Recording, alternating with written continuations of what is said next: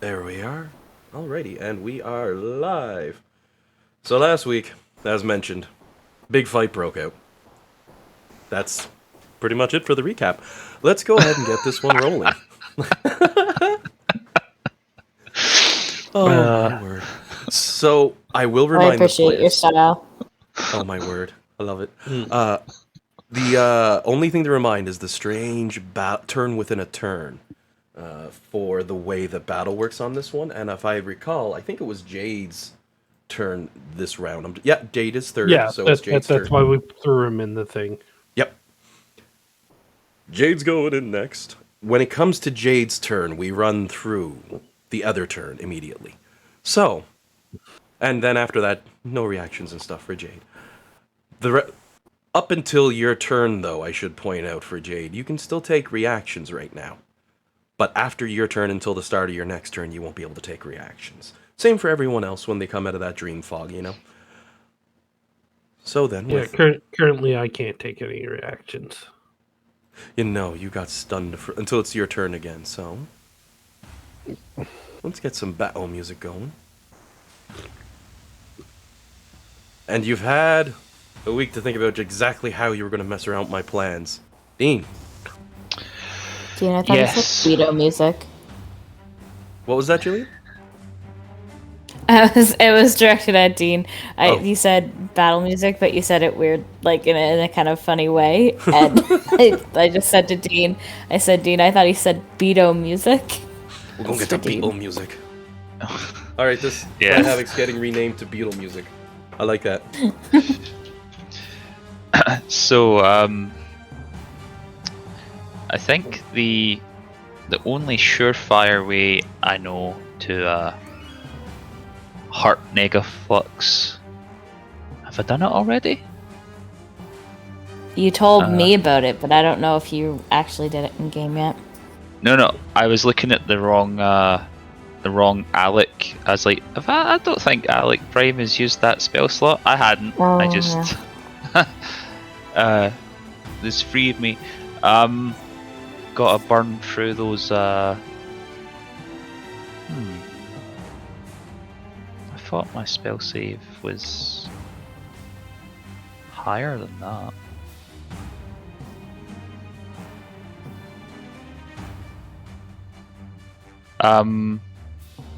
I will cast Feeble Mind on Negaflux. But for some reason, let me just check my character sheet here. Oh yeah, something weird's happened in D&D Beyond. It's got my save DC is 20, whereas in Foundry it's 21. I'll need to see what's bumped it down a little. But I shouldn't. I'll just cast it anyway. Any cool new magic here while you're in the town? Oh.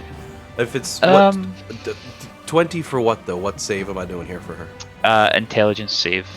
That's not good. Alright. You're probably gonna make her burn another one of those legendaries. I mean, if it's the same stats as yeah. if it's the same stats as Flux, I don't think she can make that save unless she rolls a nat 20. It's all strength and constitution, right? Like, it's all strength and constitution. Though these evil doppelgangers are reflections, they haven't had a DM to give them the great godly bonuses, i.e., no books, none of that stuff. That's just too cheating. But give me a moment there. Formula replace is not a function. What the hell? I see what it's unequipped all my magic items for some reason. I don't know if D&D Beyond has had some kind of update then. Everything's gone straight to hell on the character sheets. I gotta do this manually. I might have to re-import characters. Oh just no. try. Wait. Let me know if you're going to do that, because I have to figure out what spells I've used first. I'm re-importing Evil Flux. Give me a second here. Okay. Alright. Oh, yeah, it's unequipped my Tome of Understanding, that's why. Weird. Must have went through some... Actually, looking at D&D Beyond, Type formula replace is not a all function. all my items are gone too. They must have done some kind of update or something. That's weird. All mine are good. Hmm. Mine I are good. have all of mine. Equipped and attuned. Mine are all unequipped and unattuned. Weird. Maybe, I don't know, maybe they went, maybe they decided to have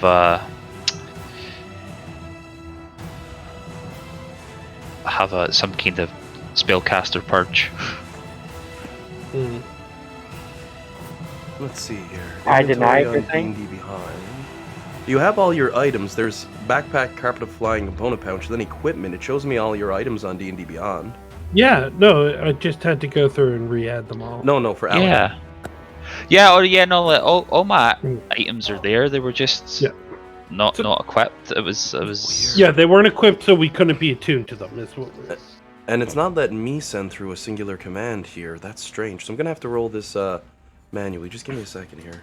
Yeah, I figured it out. So my save is back up to 21. It's unequipped the tome from me. I don't know if I should try this or that. Just a second here.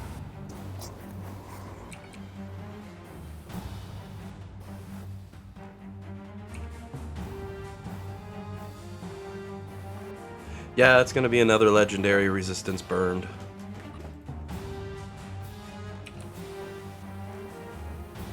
She can. It's not a pass. So I actually came very close. That's the annoying thing. Like, arr. I don't think it's possible if it's 21. Not for my flex, anyway. I just need to roll a nat 20 to get a flat +1. So if I got the nat 20, she could have passed. I came close. So there's something obviously giving her a +1 to her base saves. Because yeah, it's the stats wouldn't be there. Well, Flex does have something. Flex also has a +1, but her intelligence is 9, so it brings her up to a 0. Oh yeah. I'm not saying that there's magical items out there. That's probably what she's using to bring her defenses up. But if Flux saw her almost passing glare, she might be thinking something like that. Why the hell it's not working for my NPCs is the question, though, because I couldn't roll. Let me just see if this is true for everything. Don't mind me. I'm gonna throw up an actual intelligence save. Yeah, formula replace is not a function. Roll private GM roll for the save. It won't let me do the save from the character sheet, but I can do the other stuff. Weird. Okay, I'm not worrying about it. Manual it is.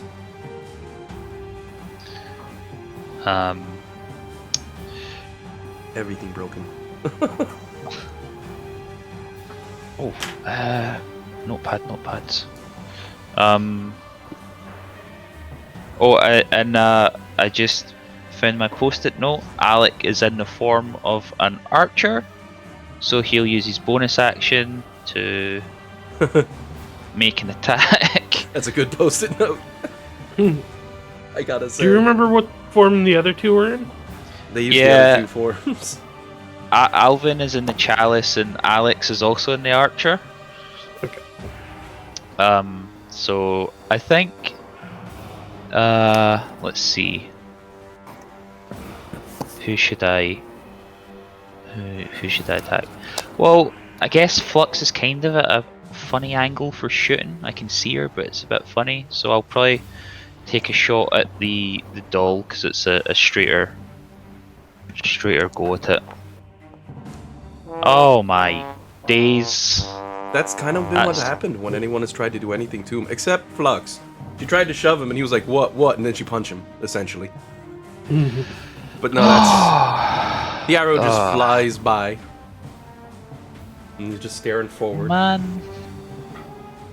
Okay, well that's Alex's turn.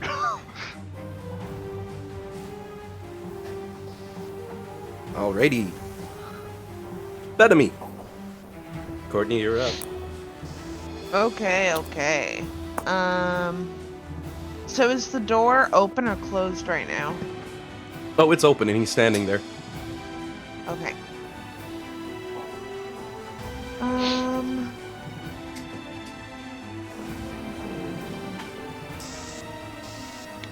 So this is.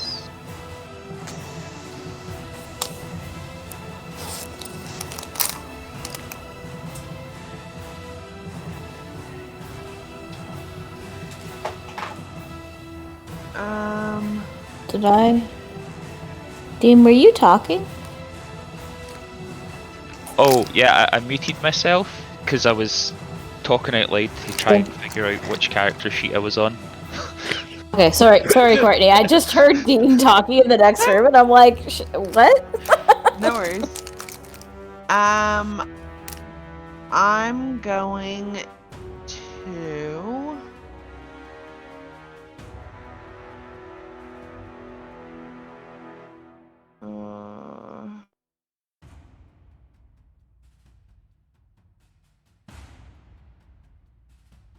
Yeah, I don't want anything Constitution. I'm gonna try... Oh, where did it go? I'm gonna try casting Confusion from my, violin. It's a Wisdom save of 19. Oof. Is that for the doll? Yeah. Alright.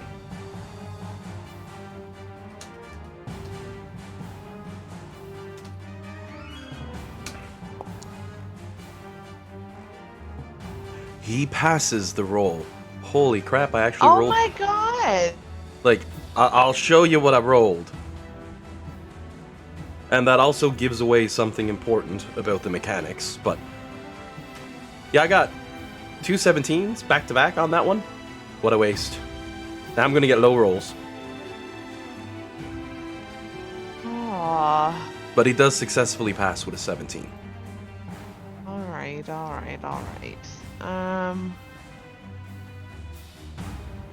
Who's after me? After you is Alex Core. Second Alex clone, this one here. Oh, Okay, I will give him some bardic inspiration. Alright. Alex now has bardic inspiration. As Bellamy did an awesome song on her violin in the middle of battle, twisted the music at the end when she saw it had no effect on the heartless monstrosity at the door, and instead used it to boost her ally's strength. Yeah, Apparently that's the Dusty turn. Oh, sorry. all I was gonna That's say okay. was apparently Dusty is tone deaf.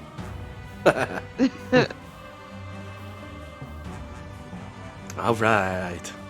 As for the clone, He feels like now he's got inspiration, he's one step closer to becoming a real boy. I'm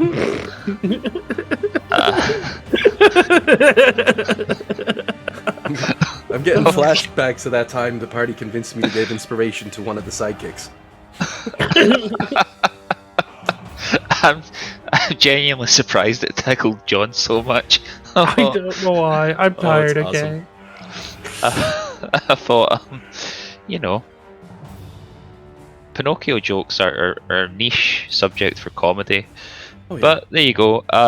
Okay, there's a good chance Sweet Prince 2 will also die due to these saves, so just gonna throw out another feeble mind at Negaflux.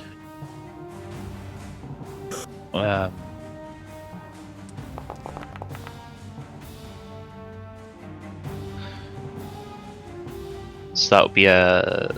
yeah, it's got it there. Yeah, it's gonna be another legendary resistance burned. All three, one turn. As the Alex all try to stupefy her. Nice. And then he's also in the form of the archer, so he will take a shot. I feel like I got him, have him take a shot at the doll, just because if he hits and Alec Prime misses, that's too funny. Come on. Come on. Oh, hang on, still a miss. A 17 Inspiration, total? though, maybe? Oh yeah, he's inspired. Yeah, let's Use- do it. He's got to show up. Alright, he's so you got roll your to- second dice, then I'll tell you the outcome. What's your inspiration dice, Courtney? It's a D8. D8. Okay. He's got to show up Alec Prime. That's too good. So 22 total. 23. Yeah, I was gonna say it's Oh, higher 23. than that. Okay. The arrow soars through the air as you see the obsidian doll tilt his armored head towards one side as if to dodge the shot. Yet a north wind blows strong, and the arrow twists in midair in such an odd way that you can't help but think that maybe nature got inspired. Clap, clap, clap, Courtney. As the arrow bent and slammed him straight in the forehead. To which Alex look at Alec and say, "See, I told you, lay off the liquor. You can't keep up. You can't even shoot today. What's wrong with you?" Alec just stares inwardly. The other Alex is gonna look forward and pick his mystical bow back up and ready a shot and mutter something about, "Well, if I'm gonna die, I'm gonna still make fun of you." I feel like a fraud.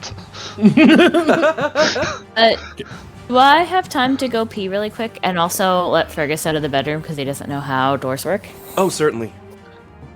Okay, perfect. I just wasn't sure where I landed in the initiative order. I kind of lost track of that. We have to hit the other Jade's turn first, so there'll be a few before yours yet. Okay, perfect. Perfect. Alrighty. Next up, we have the Obsidian Doll, who's gonna look Flux right in the eyes. Flux is like, "Can I go?" I'm like, "Yeah, sure." Shit. Well, that's okay. She was never the target. His metal-clad face, or obsidian-clad face, takes a moment to scan around the room, noticing Zariel, the magical spells within, and the three Alex. And he tilts his head to the side a bit, and gives it a shake. Oh, this is not good. Are you Trying, he says as the head straightens back up. to save her? I thought I finished her.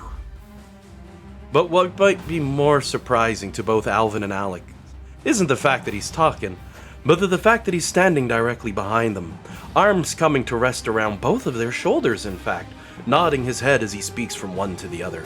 For in that brief moment as he walked towards Flux, his body faded to the black smoky vapor. You know the stuff.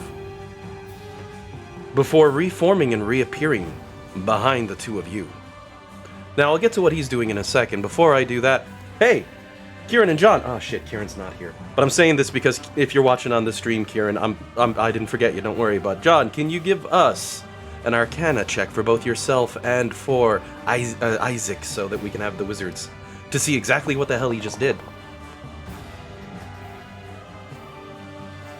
Well, Nimbar's gonna see. We know. So I mean,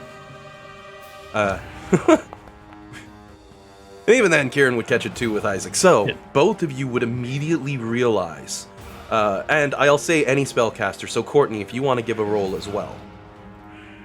Ooh, okay. I don't... And Jade. And Jade, and the three Alex, all three of you can give a roll. The Alex would have advantage. Jade knows. Bellamy with an 11. Unfortunately, that roll betrayed you.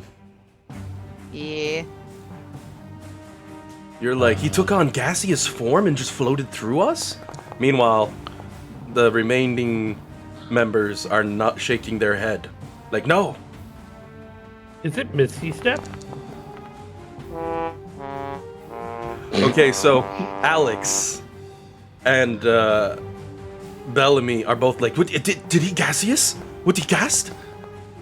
And everybody else, okay, realizes he used the teleportation technique.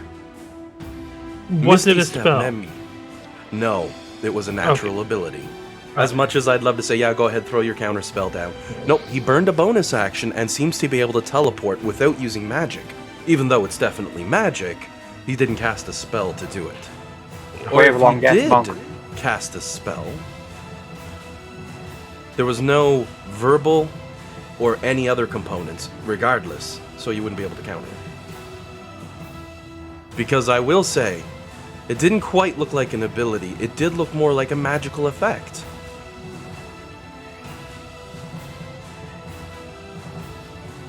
Isn't that something the Way of Long Death monk can do? No, the Monk in the Way of Shadows has the ability to teleport between one shadow to another quite freely. Misty Step is one of the only other abilities in a class that you find regular teleporting, but he seems to have some form of teleportation. It doesn't seem to be natural. However, what's even worse, because Jade's eyes would be locking on. And I will say, for either of the two Alec clones here and here, Alex and Alvin, you would see what Jade sees as well. Where no other member of this party has died, Jade's the only person. And I mean, I think that's like 7 times now. 2. Yep. He still has 7 lives left, it's all good. You see for a brief moment as his usual purple aura of ki surrounds his body. Now, there's a specific reason those arms draped around Alvin and Alex. As a purple haze and glow, you see the Reaper's own cloak seems to drape over the Obsidian Doll's body for a brief moment. As raw, destructive energy of death channels through his very hands. Then he burns an action surge to do it twice.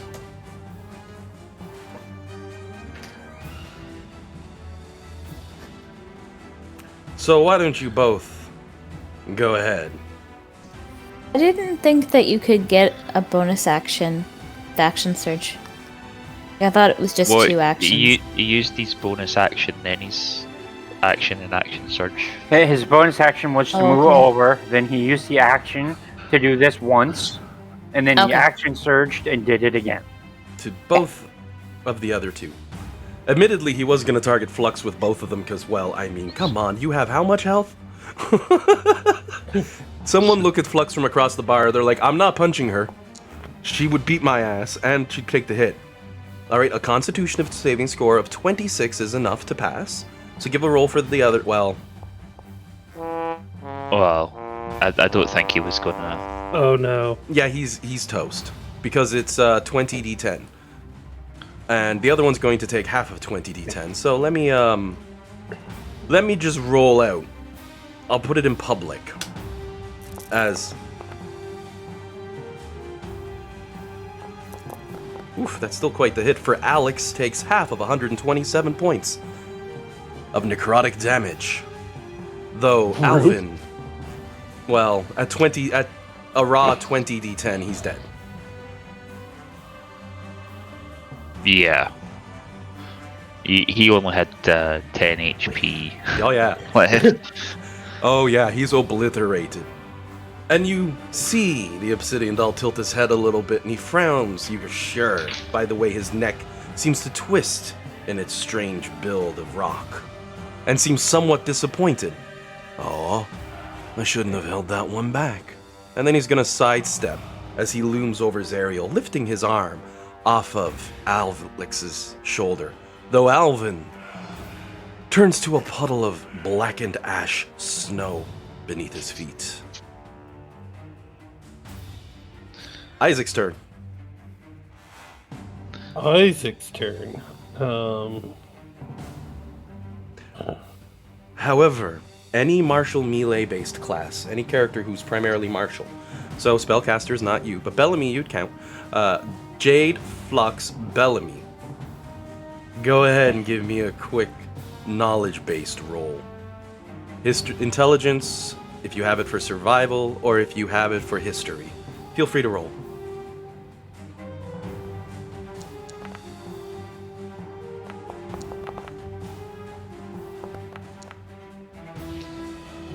Damn it, Jade.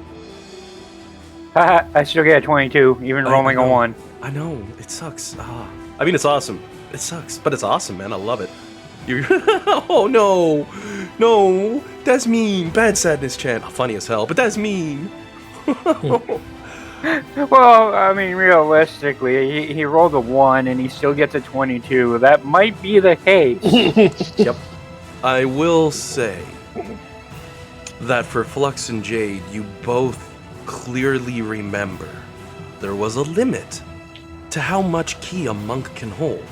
And you're pretty much sure that top end move being pulled twice burnt through all of it, or should have. So unless he has expanded ki reserves, you don't have to worry about being stunned. All right. So I was in the. I just want to jump in really quick.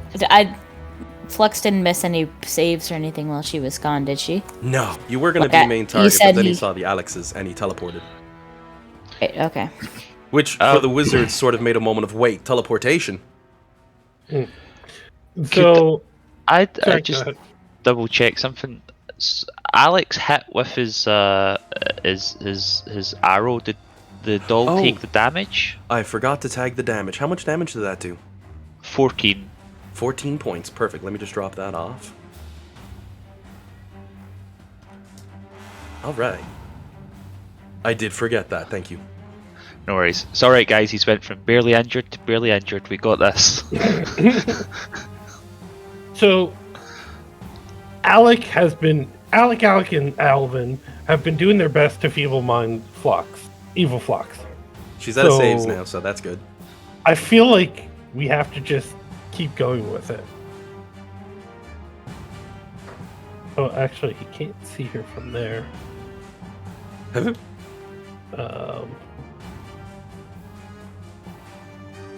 Is Lulu on the ground or is she floating? Lulu's sitting on the floor right now, staring at Serial. You know, she's being adorable. 10. So he'll have to move there to do it, but That also is a space he has to squeeze into, because it's half occupied by the wall. Actually, that Okay. wall window was blown out, so that's difficult terrain. Nothing more. He's not Yeah, squeezed. okay, all right. But he can get there and feeble mind her. I mean, I know at the very least I burned her breathe weapon through the window, so it's definitely gone. So, His spell DC only. Looks like Is it maybe casting through the staff? no, it's he'd be casting it. Okay. That one. Yeah, so his spell DC is 19.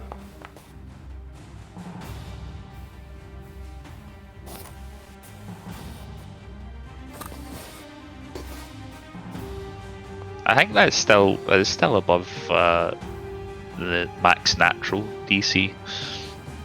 I think she needs an 18 because I think he said she got a +1. Yep. I just meant I think that when you don't have any magic items, the spell save maxes out yeah. at like 17 or. Yeah, I mean, you are not wrong. Like it's we kind of like. I'm so used to looking at mine that like 19. I'm like, wait, what? I guess you got like a 24, just unnatural, just bananas. Sir, how dare you? How dare you try to nerf me such? 25. For fuck's sake. It's absolutely ridiculous. Oh, absolutely, yes. alrighty, I had her pull every one of her abilities out, but she does fail her saving throw. Haha! Intelligence and charisma become 1. Alright. We So- got it. We got her feeble-minded, guys. I mean, it would be much better if she was a spellcaster, but at least now we know she'll have some janky saves with those. It also makes it so she can't use any of her magical items. Oh! I knew that when I was casting it. I wasn't only I thought looking that's at what the you were trying save. to do. That. Yep. Jeez. That's pretty clever. I mean, Oh, I can't Would- actually.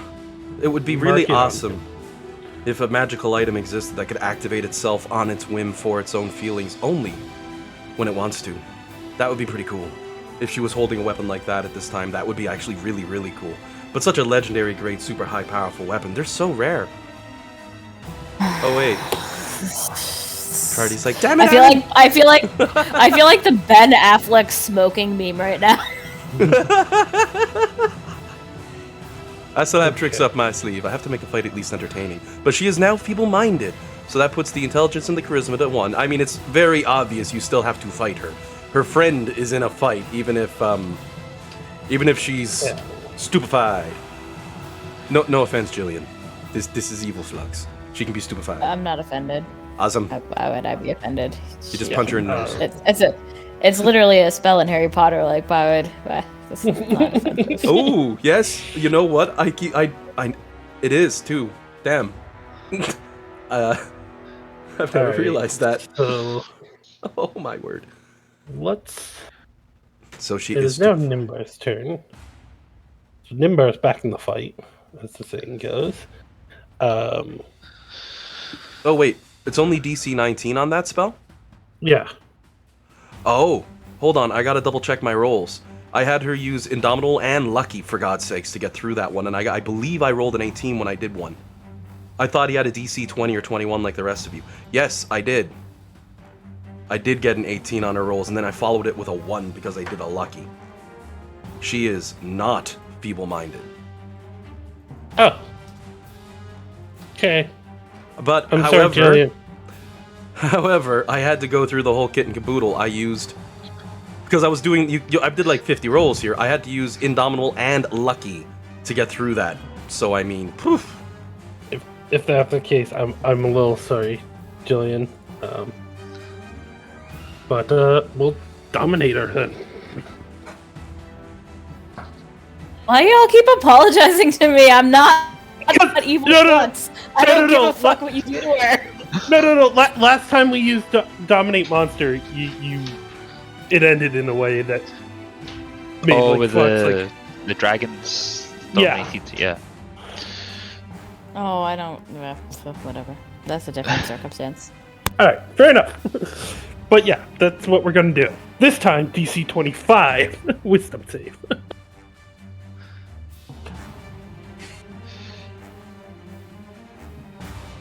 Fun fact, I uploaded it twice by accident, but then I decided to leave it because it's like, oh, it has a magical item that Feeble Mind doesn't work. Oh wait, no, Feeble Mind didn't work, so it's so it's appropriate. I cannot believe just how Flux does not want to be feeble-minded.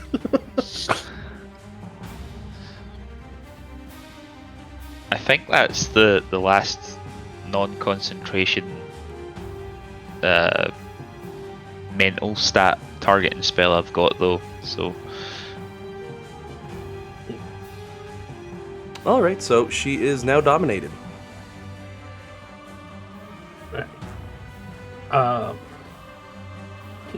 Attack the doll. I'm going to tell her. Go all out on that doll. But that'll be my turn.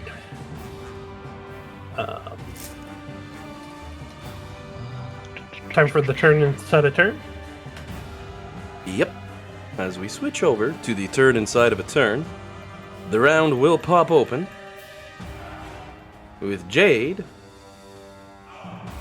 appearing exactly where he is on the map, and the two of them over that way. And again, it's the same sort of feature. You find yourself shifting into Nimbar's body for a second before converting back to your own.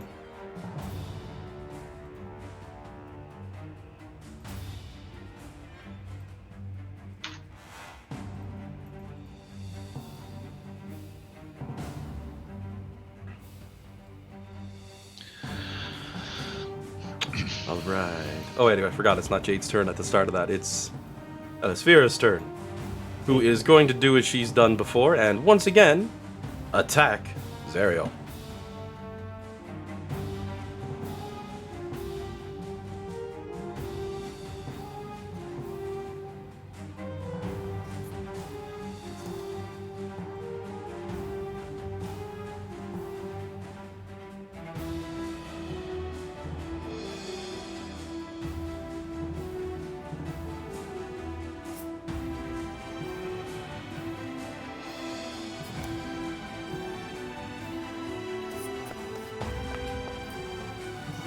Alright, first arrow is a hit. As is the second and third. And let me roll up damage on those. As her ethereal arrows tear through Zariel's form, Zariel takes a whopping 51 points of damage and seems massively injured by the assault.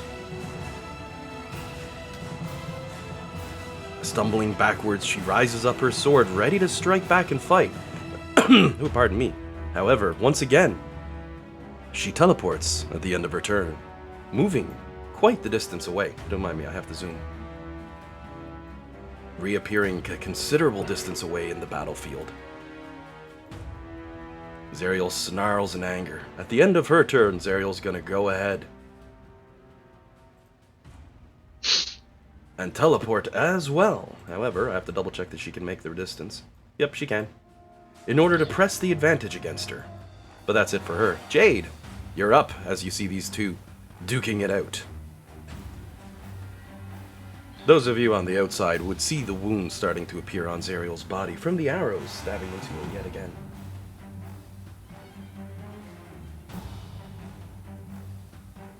I will feline swiftness.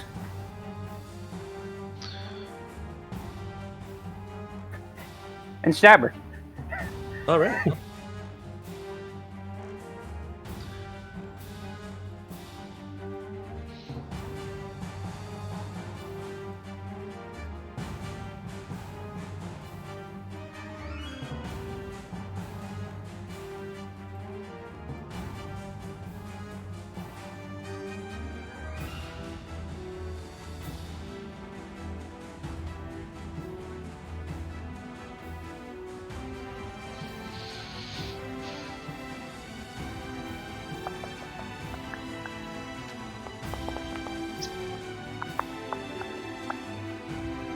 Uh, 29 to hit. Alrighty, and she's gonna burn a lucky point and make you re-roll that.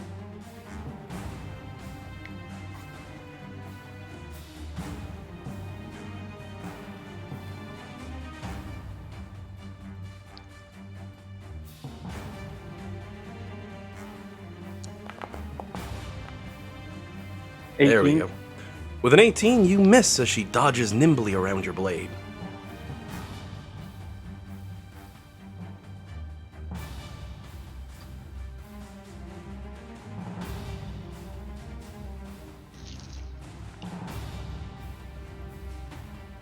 Any other tricks up your sleeve for Jade's turn?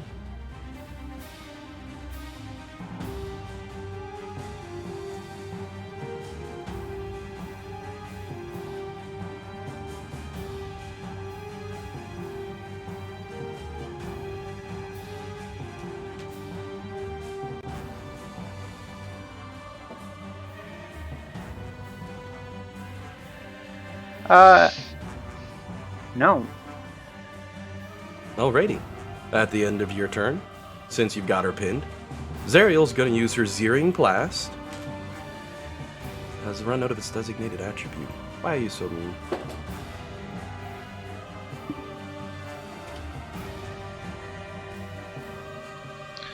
There we are. I know what happened. Which causes a DC 23 Dex savings roll. Dude, are you blessed? What's that wing? Is it blessed?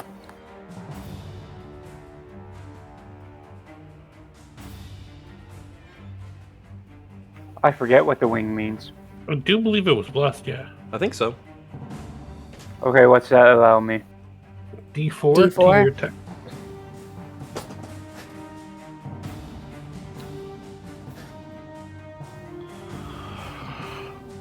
While you're doing that, it helps me out because I'm also doing the math to see if she can trick a dodge at Azariel on this one.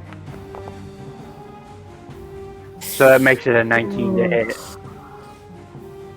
That is a miss still. However, she's about to take that shearing blast right on the chin.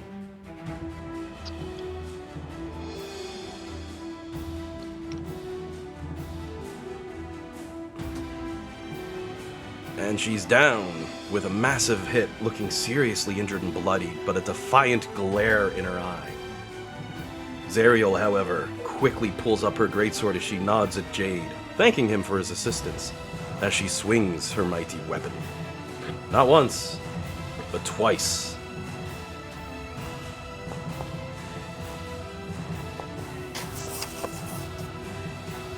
The first attack is a miss. The second attack is a hit.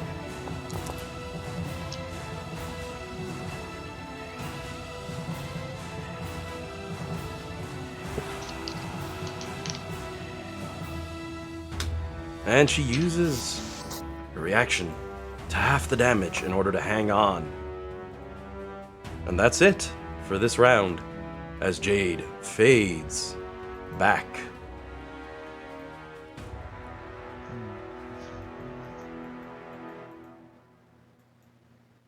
Flux, you're up. Jade, as mentioned, Okay. you're now essentially stunned until your turn comes again. Surprise condition.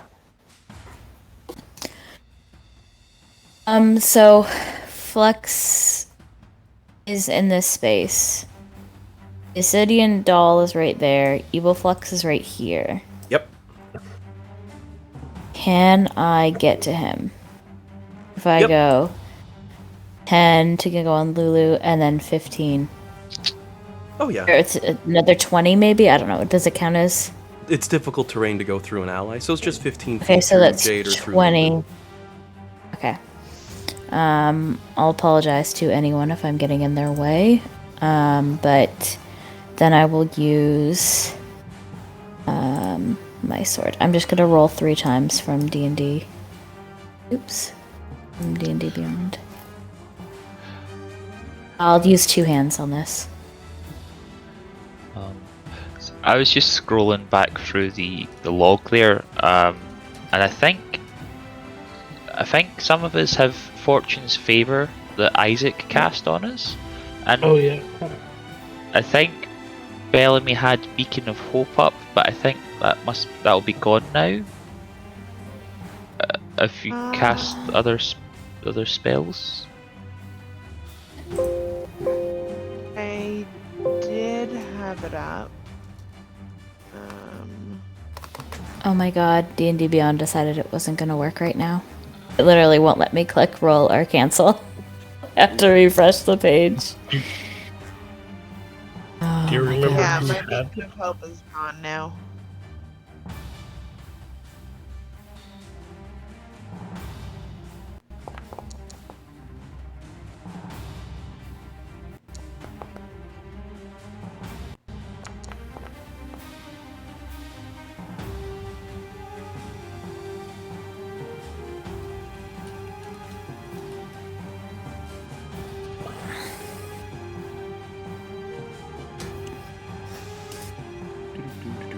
There we go, sorry. I peeked away for a half second. Alrighty, so... Are you rolling those with advantage? No, I'm not flanking. Oh, you have an... Oh, right, sorry. I was thinking, you have an ally in 5 feet, but that's Jade. Him and his sneak attack. That's Jade. Yeah. Oh my word, I was getting spoiled. So the last swing with the blade. You swing your first swipe with the blade, he looks and dodges it. The second one comes and he steps aside. And however, you see his head turns as he watches the blade swing past. And then looks straight on as your blade most certainly comes down and connects full force into his shoulder and chest. And he chuckles. You don't think physical weapons can hurt me anymore, do you? Don't be silly. And he brings his hand up and pushes the blade away. And you can tell without shadow of a doubt, the blade of Avernus did no damage to him at all. It was like striking someone with a wooden sword. So my best weapon is nerfed. Cool. I'll throw the Thunderbolt and see if that hits. Alrighty, go ahead and give a roll. As Torm's Thansing Thunderbolt strikes him, go ahead and roll the damage on that. I'll put it on. Are you sure? 100% positive.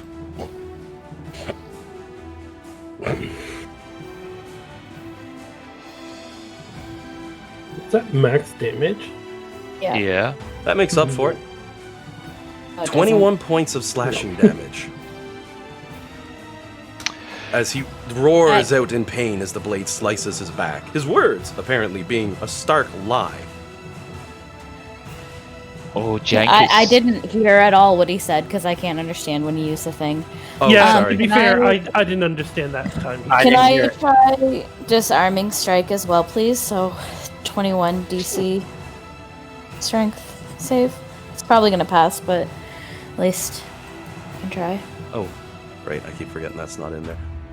Ooh, pardon me. If he rolls Avernus, maybe the Blade of Avernus can't harm him. I don't give a fuck. It's just great. Off goes an arm.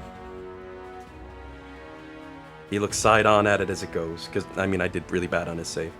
But you chop an arm clear off him.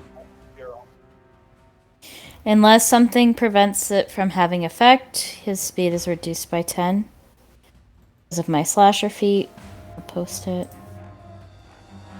Alrighty, I'll make a note on there that it's minus 10. Okay. I mean, just wait 1 second.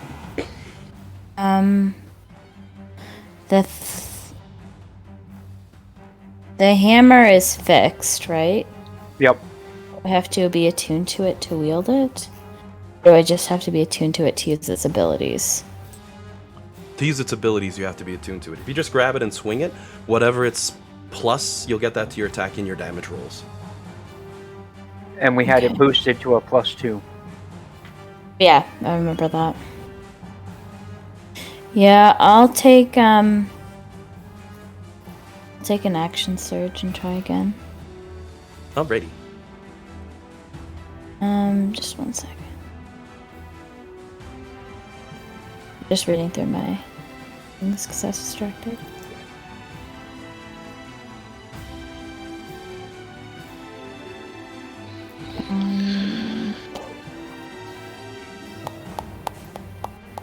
Okay. Yeah, I'm gonna take my last action surge and try to hit him with the maul.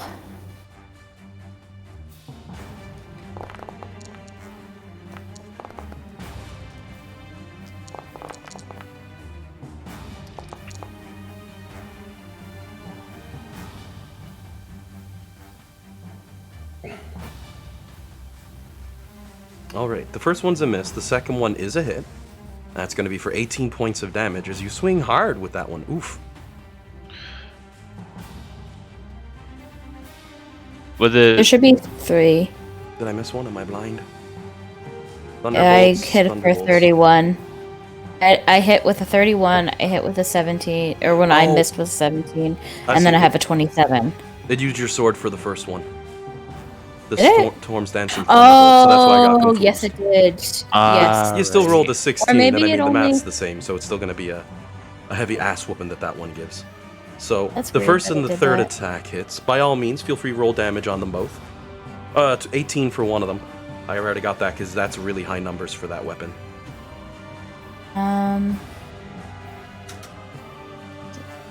So wait, sorry, what am I doing with that one that rolled the Thunderbolt by accident? Am I just re-rolling it? Yeah, just re-roll any one of your hammers to get the damage. If you want, I can take that 16 that you've got on the second one to save time. Yeah, I mean, I'd love to use that 16. It's a plus, so you just take away... I Oh, think the it's hammer. the same. Oh, you it- take away 2. Yeah, I'm just using its Oh. damage roll since the Right. attack roll missed, but Damage the is first one hit. And 16 damage is still pretty nice. It's 2d6 plus 7 for the hammer, so just add 2. Or, heal him by 2. Alrighty. So Or that whatever should- damage landed. That should be good. You hit for pretty good numbers on that one. 34 points all in as you wring out that obsidian armor with the hammer. Almost feels like meeting an old friend again as you pick that hammer up, as you get flashbacks to the last time you gave it to him in the head with this weapon. He's probably getting flashbacks to the last time. You know, that's a ringing sound that it leaves between the ears. That's the end of my turn. Alrighty. Lulu's turn.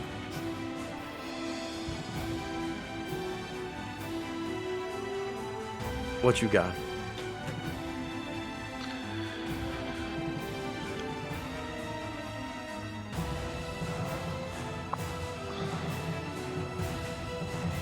I mean, would she probably heal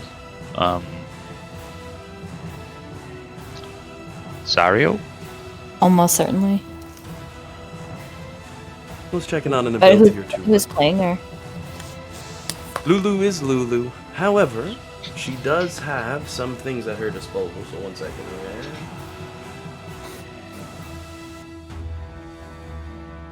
Because I think just a straight heal, she can drop one of those and haven't done it yet.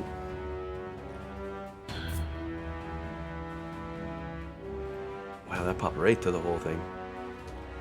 So Lulu's gonna extend out her trunk and be like, "Oh no, well we can't let Zariel just go poof. Look at all those bloody," and touches her trunk to the tip of Zariel's forehead. A bright light shines out, and Zariel regains 70 hit points. Oh, and shoot, I accidentally clicked the button. Okay, I knew what she was at. I accidentally clicked the button that rolls her health, so I know what she's supposed to be, though, so I just put her to that. Because she doesn't have 239 as max, but it was 111 plus 70 is 181. It's math, I can do it, I swear. Lulu grants her back 70 points of health, the only time Lulu can do that a turn. She's then going to look towards the obsidian doll and blow her trunk once. And then say, "Make 7 up yours, buddy." He does not look impressed. Evil Flux's turn. This makes an interesting question. And I would like to confirm this, John. So let me get this straight. If a simulacrum, which is under the absolute and total control of its caster, has Dominate Monster on it, Dominate Monster will take control. As far as I know, Simulacrum... Let me just read Simulacrum. Oh, no, I'm giving you the warning in future. So that if it comes up, that we say, "Oh, a simulacrum," well, I'll just command my simulacrum to do it, and it'll do it. And it's like, no, it's under Dominate Monster. So, Evil Flux is going to make her way. She's going to make her way inside to attack the doll while cackling like, "Ah! For vengeance!"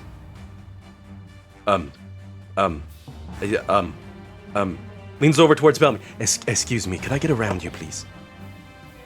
But Who's that?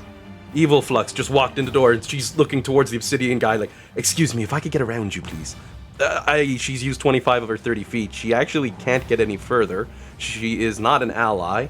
I'm looking at her abilities right now. She's not a long-range fighter.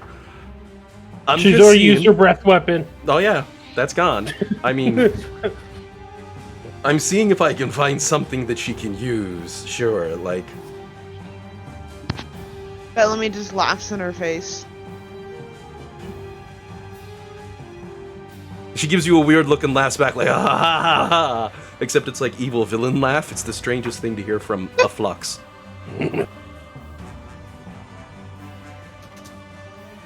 I would try to do the evil laugh, but with my voice I have a hard enough time with female laugh. So unless Jillian wants to give it a go. No, I don't. Yeah, no. See, I don't like putting pressure on people either, so... The best you're gonna get is wah ha ha ha ha. Just imagine it with cackling evil crazy female. Because, I mean, we got evil crazy lady and evil crazy guy, so it's a good time. It's a balance.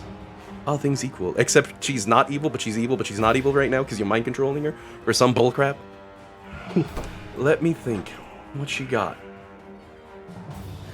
She give a nod. "I'll show you one!" And whips a long sword out with her spare hand, letting her blade off the other hand, because you know, you can two-weapon wield. And she's literally biffing a long sword at him as an improvised weapon. That's exactly what Flux would do. That's kind of what I was thinking. Out of options, it's like, I'm gonna throw a sword at him. Boomerang style. I think she's done it before. Oh, I think she has automatic advantage on the attack, too. Let me double check that. And yes, Jillian has done that once or twice before. It's where I'm stealing it from. Oh, I almost forgot to check. Oh no, we discussed this. She's not under Dominate Monster. She rolled high enough. She got an 18 and needed 19 with her +1. She has... No. That was Oh no, that was Feeble Mind. Right, thank mine's you. a 25. Let me double check here.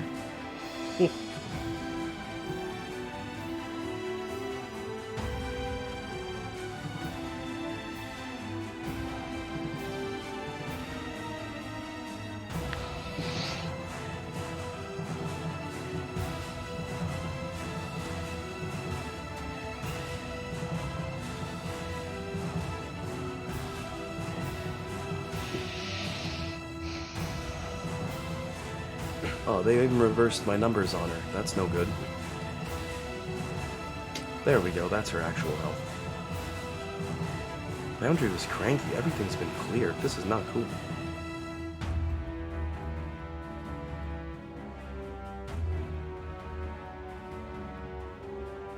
Yeah, just wanted to make sure.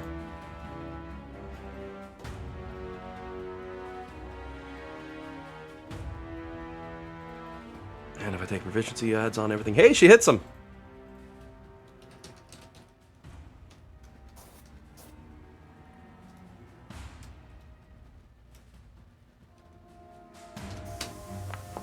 I mean, it's not a lot, but she scratches him for 5 points of damage. She even gives Isaac a nudge. Yeah, you see, that's how that's... Or not Isaac, sorry, Jade a nudge.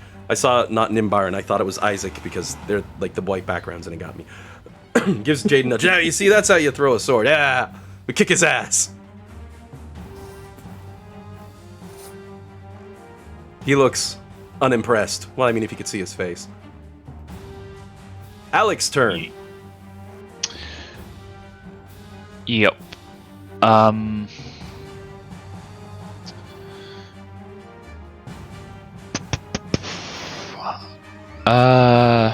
And as we hover around, I will say, Bellamy, her eyes, suddenly feeling so tired and heavy.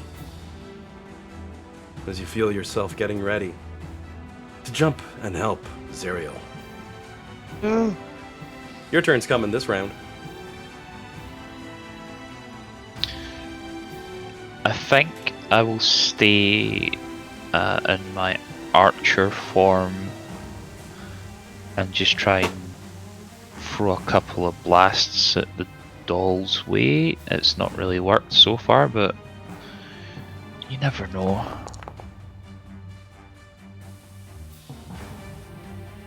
I hope 27 hits. A 27 is a hit. Nice. That's and then 21 points of radiant damage. I will use Guiding Bolt to see if I can give the next ally advantage on whoever tries to hit him.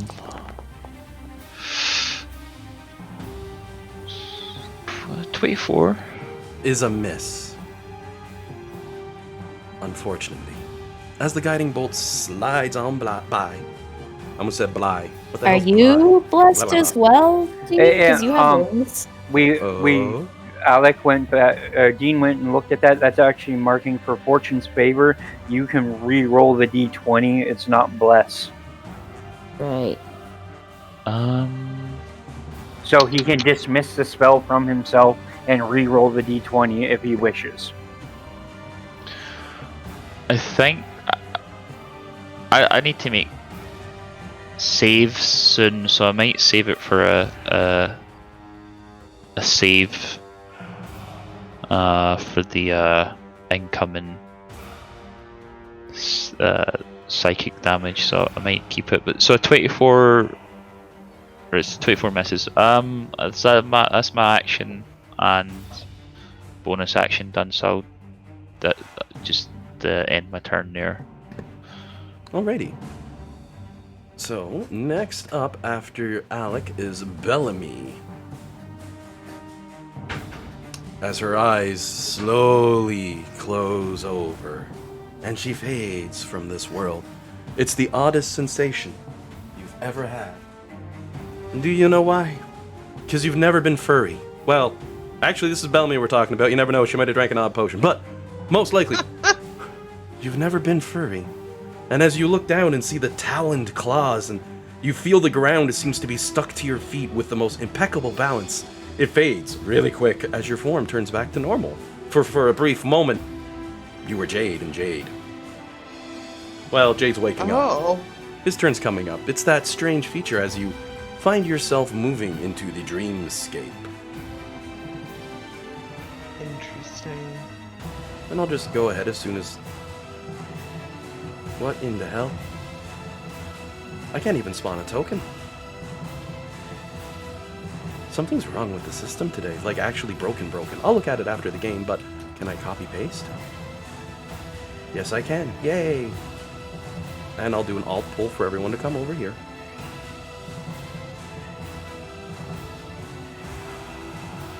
So even though Jade was over here, she still starts in the middle. Interesting. Yes. Always straight to the middle every time. Bellamy, you're greeted with a sight as you see a seriously wounded elven woman holding her ground against Zariel, who barely seems injured.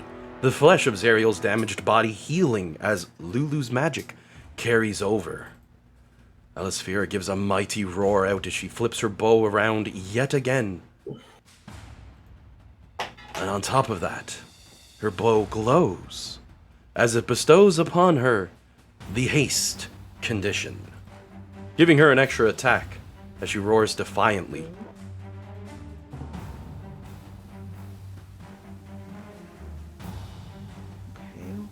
Okay. And just give me a second. I'll get those 3 longbow strikes. Or 4 this time, sorry. Haste only gives you an extra swing. Oof. Oof, even better.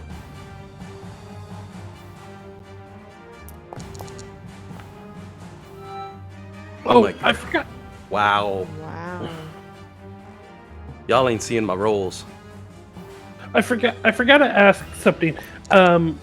This elven lady that we're fighting in here. Oh my does god, it did you all look see like that? the body that's on the outside? Yeah. You all Okay. see what I just did? I put that on public by accident, but did you see what happened? 18, 37, 37, 37. 3 critical Wow. hits in a row. She still has, like, rolls a 1 to be... Oh, the 1 and the 18 and 37 were the first attack. That was, I forgot to roll with advantage. Second and third attacks were both crits. She has 1 left. Do you think it's going to be a crit? Holy... I hope not.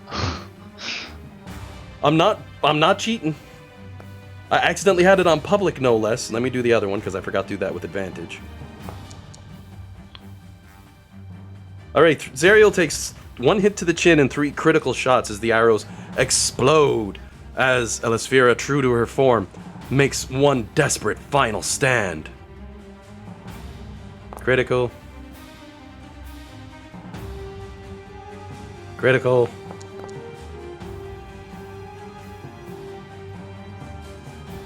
Critical. This is the kind of luck I wish I normally had. The game's really like, oh yeah, we're putting the difficulty up 1. And normal. Wow. 58 points of damage, and let's kick on the special ability 2. That's going to give an extra 2d8 per roll. That's 12d8 plus an additional 2d8. So 14d8 on top of that. 58.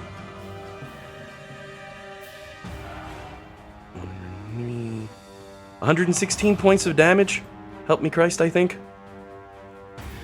And she pelts Zariel with everything she's got. Dropping Zariel's health down to 65.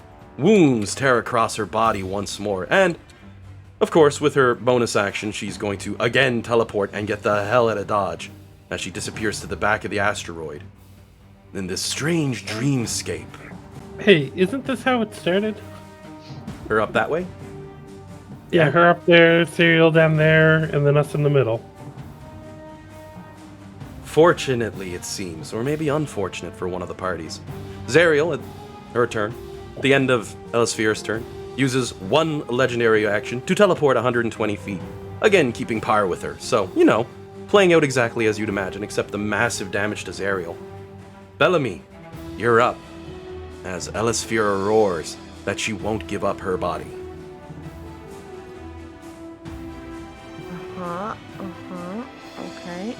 Okay.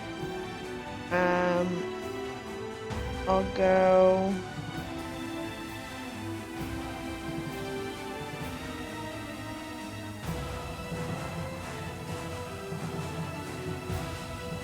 I'll move up here. And Zariel's badly injured. Okay. I'll give her a 9th level Cure Wounds. Ooh. Oh wait, no, I can't. I will remind That's you, any magical spell that you cast for curing, you may remember this already, is maxed because you brought the bacon earlier with the Beacon of Hope. Well, that dropped because that's I gone? casted another spell. Yeah. Damn. My bad. Yeah. So I will do a healing word because I can't get close enough to give her the old tap. So 33 points of healing back to Zerial. 98 points. You better hope I don't roll triple criticals again. I mean, what are the odds? Holy... I know what the odds are, but I don't, want to bother because I'm lazy. But what are the odds? Holy shite. It's 33 points of healing as you see Zerial's body start to stitch back together.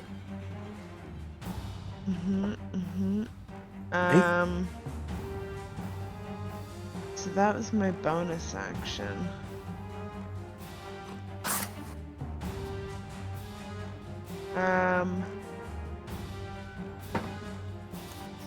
Is she within 30 feet of me now? Yeah, she is. Okay, I'm gonna use my Preserve Life. As an action, you can restore 50 HP. Choose any creature within 30 feet of you. Ooh. And divide those hit points among them. So can I give all 50 to her? Yeah. Brings her up to 148 as you continue the healing process. I'll post it there. And that's my turn. Alrighty.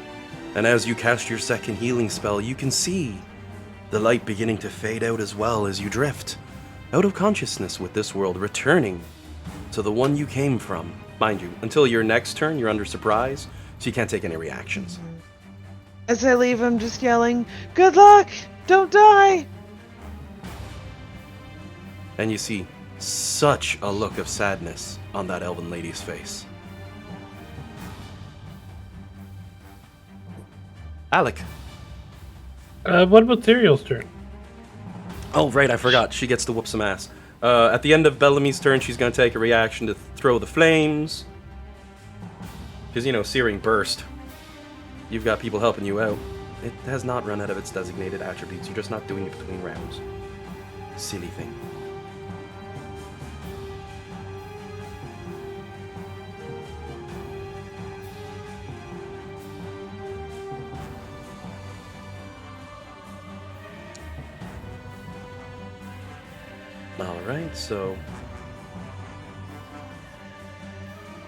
Alright, so she passes her check and she uses her reaction to half Zerial's damage. And on Zerial's turn, she takes her multi-attack with 2 swings of her greatsword.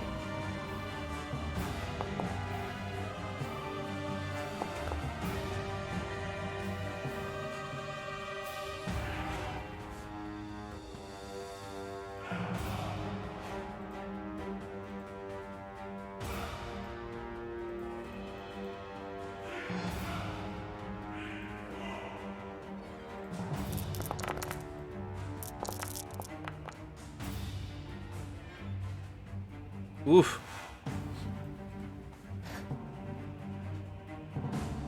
As you fade from the dream, you see Zerial pauses as she rises her sword above her head. A beam of powerful light seems to emit from it.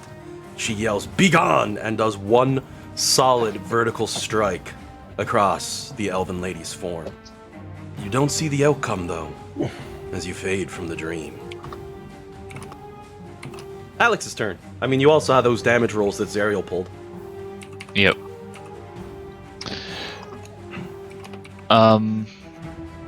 So the Alex will take damage. Yep.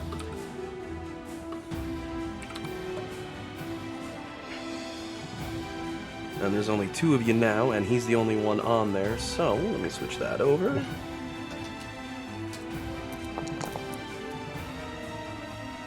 Wow. I rolled piss poor. 13 points of damage to Alex as he hangs on against the backlash. He's still going. Cracks start forming in his face. He looks over to you again. Says, you gotta repair me if I survive this. I gotta drink you again.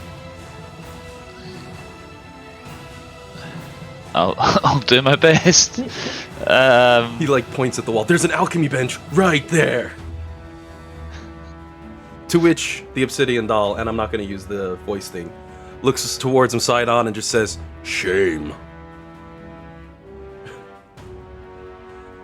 I'll tune that voice thing later. I think it resets settings, which is why I'm not coming in as clear as I'd like on it. He'd made a bluff earlier when he was hit that he couldn't be hurt anymore by physical objects, so Flux giving it to him in the back with the other sword was... it was just perfect. Yeah, it would not have... Like, him saying whatever he said would not have changed anything. Oh yeah, no. So, I think... So at the start of his turn, the Twinkling Constitution feature, he'll go from Archer form to the form of the Chalice, and as a bonus action he'll use a healing word on Lulu, I think.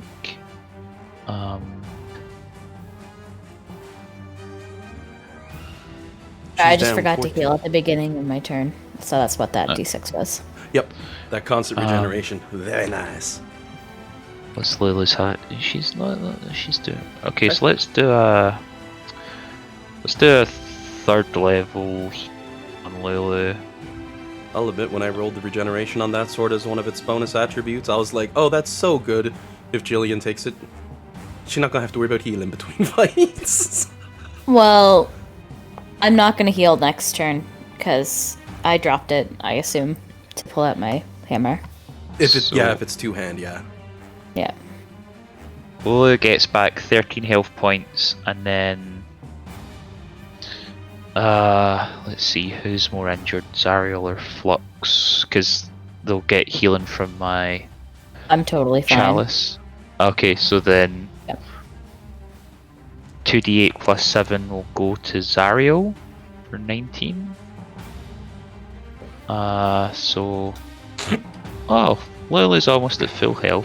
One off. Zariel's a little bit better. Then Alec will step behind Negadusty and as his action use Primal Savagery. That sounds pleasant. Oops. Sword's like, I'm gonna go in this room. Right through the wall. Oh, well, shit. Oh! Did I get a 1 and a... Oh, I got a crit. Yeah. So 27 plus 22, so 49? 49 bad. points. No save for that or nothing, just... Oh, yeah, it's an attack roll. 49 points of acid damage to him.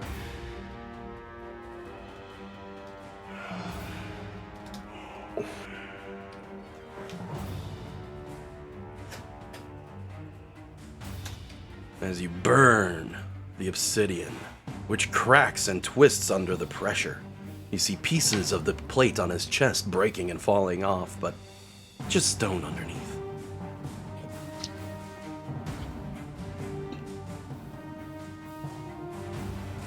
Oh, that's Alex's turn. Alright. Turnover. The obsidian doll looks at him, chuckles, looks at Flux, looks at Alex, Alec, Jade, Bellamy, evil Flux, who now seems to be charging forward, and then just shakes his head a little bit. Alright. This isn't going exactly to plan.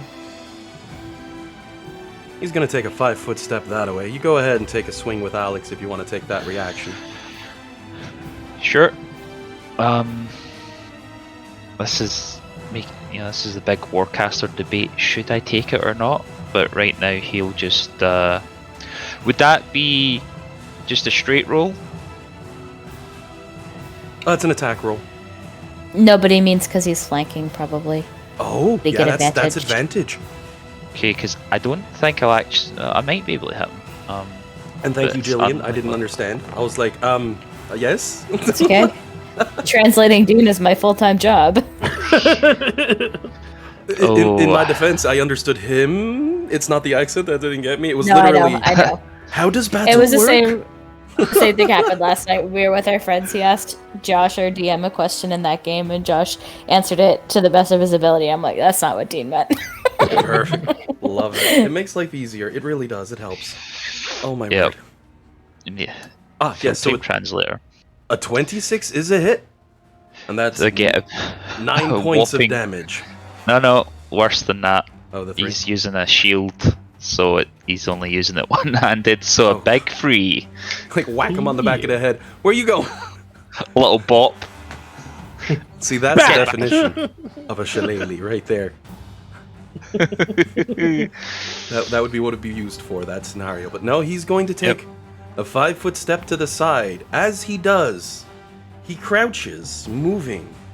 1 foot lands on top of Zerial's chest, the other... Or 1 foot lands on top of Zerial... I said 1 hand, didn't I? 1 foot lands on top of Zerial's chest, while that one remaining hand leans down and makes a swipe. I will let you know, and this is my bad, so apply the damage as you see fit. Oh, yeah. But I was supposed to add a superiority die when I disarmed him. Oh, yes, we didn't put that on. I remember that when you So chopped it his was arm 8 off. more points of damage All right, I on will top of apply what he that. already had. He's still Yeah. alive because he's strong. You know, he takes a beating. He's the only thing with more health than Flux.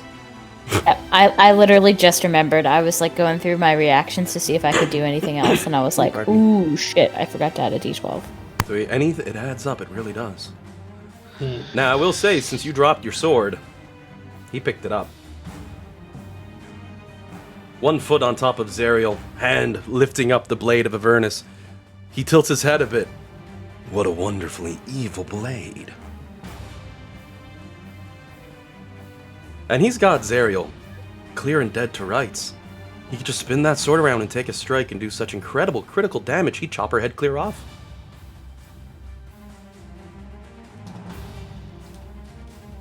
Unfortunately, she's got legendary reactions. Which means the blade wouldn't kill her, just severely damage her. But even more fortunate, but maybe not so much. Nimbar. You have 20 AC, right? I do. Perfect. He's swinging at you 4 times with that sword. Yikes. I mean,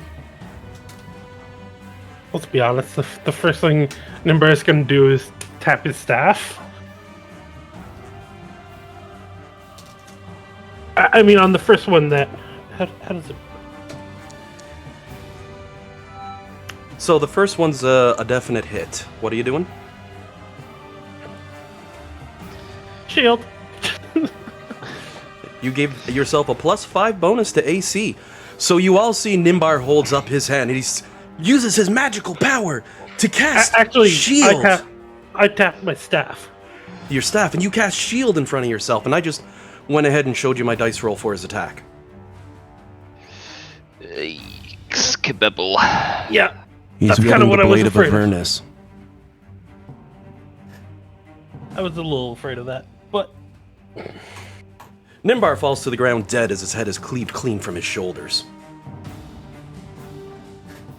The obsidian doll spins the blade around yet again and says, "Oh, very lovely," and then spins back with another strike heading straight for Jade. Also, when you're dead, does your spell still hold effect for Dominate Monster? it's a concentration. So Wait, he rolled a natural 20 on it? he rolled a natural 20 wielding a Vorpal sword.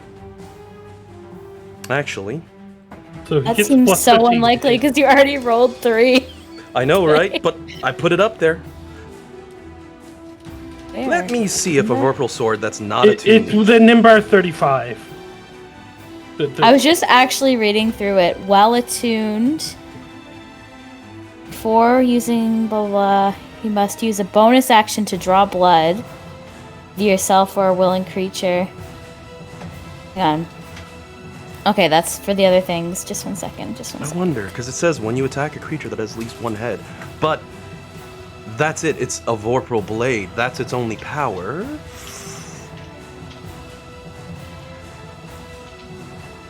I'm pretty sure I'm only having fun scaring John a bit, and I can't kill him with this because he's not attuned to the blade. I'm pretty sure. I'll post it. The power of... Technically, Flux is still attuned just because she put it... Oh, yeah. He only gets a +3 sword. It says it requires attunement. I don't know if that makes a difference. The blade requires attunement, which means in order to trigger its powers. Now, a Vorpal sword strictly reads this. What I just... Did it post up nothing? What the hell, man? It's like a flat Twice. image or something. It says the only thing a Vorpal sword does is that when you hit with a natural 20 on the attack roll, extra 68 or whatever. I'm going to have to say that no, unless you're attuned, you can't get that. All the other abilities that are on there, he doesn't get them either, because, I mean, he's not attuned. So, I mean, it's a +3 blade. I just had fun for a half second scaring the poop. You scared more than one person, I think. Oh yeah, rolling a 20 with the Vorpal sword. Good thing he's not actually wielding a Vorpal sword. With that, let me just roll the damage. Oh shoot, your character's health got nerfed to 128. Did you even take damage yet? No, I hadn't taken any damage. I just assumed that. You assumed when your head got cut off, you probably had 0 health. Yeah, I mean, usually that's kind of what happened. 3. I mean, just doing the math. Alright, as the sword strikes your form with the critical, you take 22 points of damage. He looks at the blade afterwards and he says, "Shame," and throws it 60 feet. How much damage? 22 points of damage from the critical hit.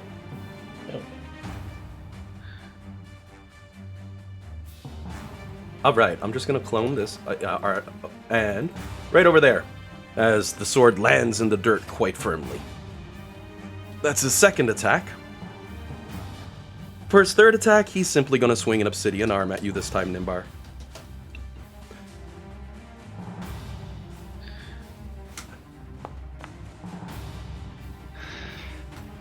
I was just thinking, and you still... Oh, sorry. Doesn't work. I have 25 AC until my next turn. Alright, so that's going to be a miss. Yay, shield did something, guys! That's a hit.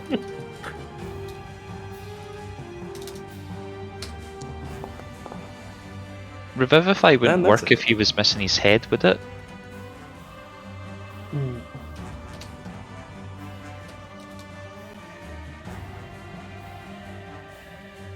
It's not important just now, it's just that was a thought hit me. Oh, I don't think. I think Revivify needs a good body. As the obsidian arms tear across your form, you take 52 points of damage from the remaining hits from his hand, essentially. It just splits apart into a bajillion blades. That's gonna be it for his turn. Isaac's up.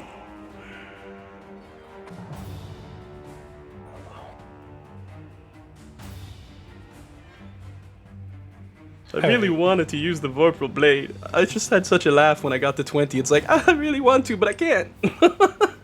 Let's just do the wither thing. Disintegrate. Huh?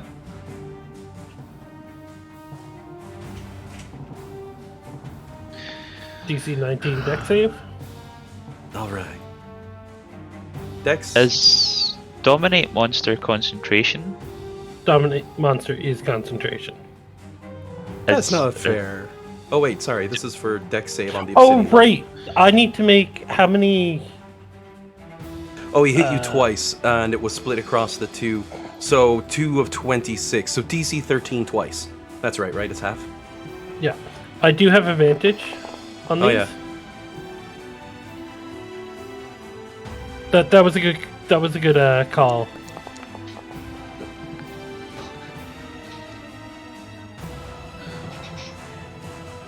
You can't actually fail it, can you? Not for that little. Yeah, not DC 13, no. Alright. I mean, actually, no. I only get plus 10? Question mark. You have to roll 3 or 2 or lower. Odds are not. Well, I've been rolling 20, so I don't know. Yeah. I'm on fire. Yeah, I need to get a 3 or higher to pass. Okay. It's Isaac's turn, right? I don't know.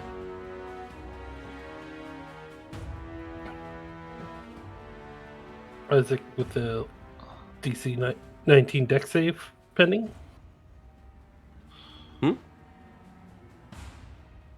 Isaac has Disintegrate on. Oh, he used Disintegrate on him. He passed the deck save. Okay, then nothing happened. Oh, Disintegrate is like a save or suck. Yeah. Except if you don't save, it really sucks. Oh, interesting. I didn't know that. I've had the worst luck with that spell when it's been used against my NPCs. I think this is the first time I passed. I thought that was only a cantrip thing. It's a big risk too, because that's level 6. Level 6, yeah. Yeah, and you don't get many of those, so I mean... Oof. Yeah.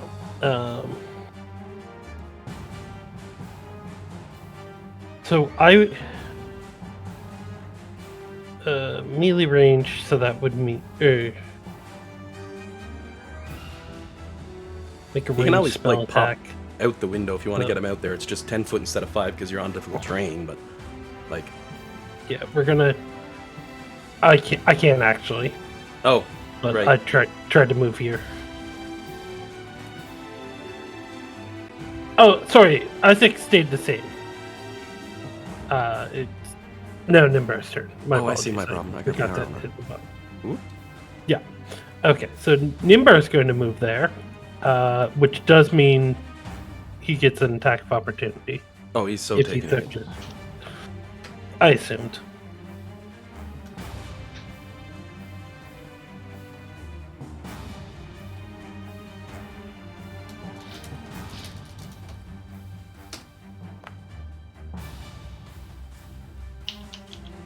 Nope, that's a miss. You got lucky. Good old Nice. high ACs. To be fair, my AC was 20 at the time. Yeah, it's 25 now. Oh, well, 20 on the run, but even still. Wait, is it only Okay. 20 now? Yes, because it started my turn. Oh, yeah, that's a hit then. Okay, one Okay, second. in that case, I'm going to just cast shield. All right, so you shield up again. Yeah, it's blocked again. Yeah, I just wanted to make sure we go through the proper motions. Yep. I got confused and thought shield was up, and I was like, no, it's a miss. I didn't roll that high. It's like, oh, Yeah. no, it's still a hit because you're not that high. Okay. And then I'm going to cast Crown of Stars, which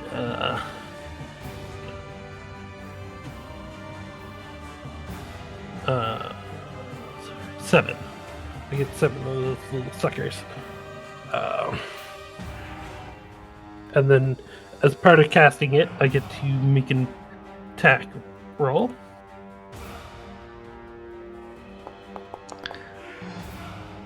.33, I assume hits. Yep.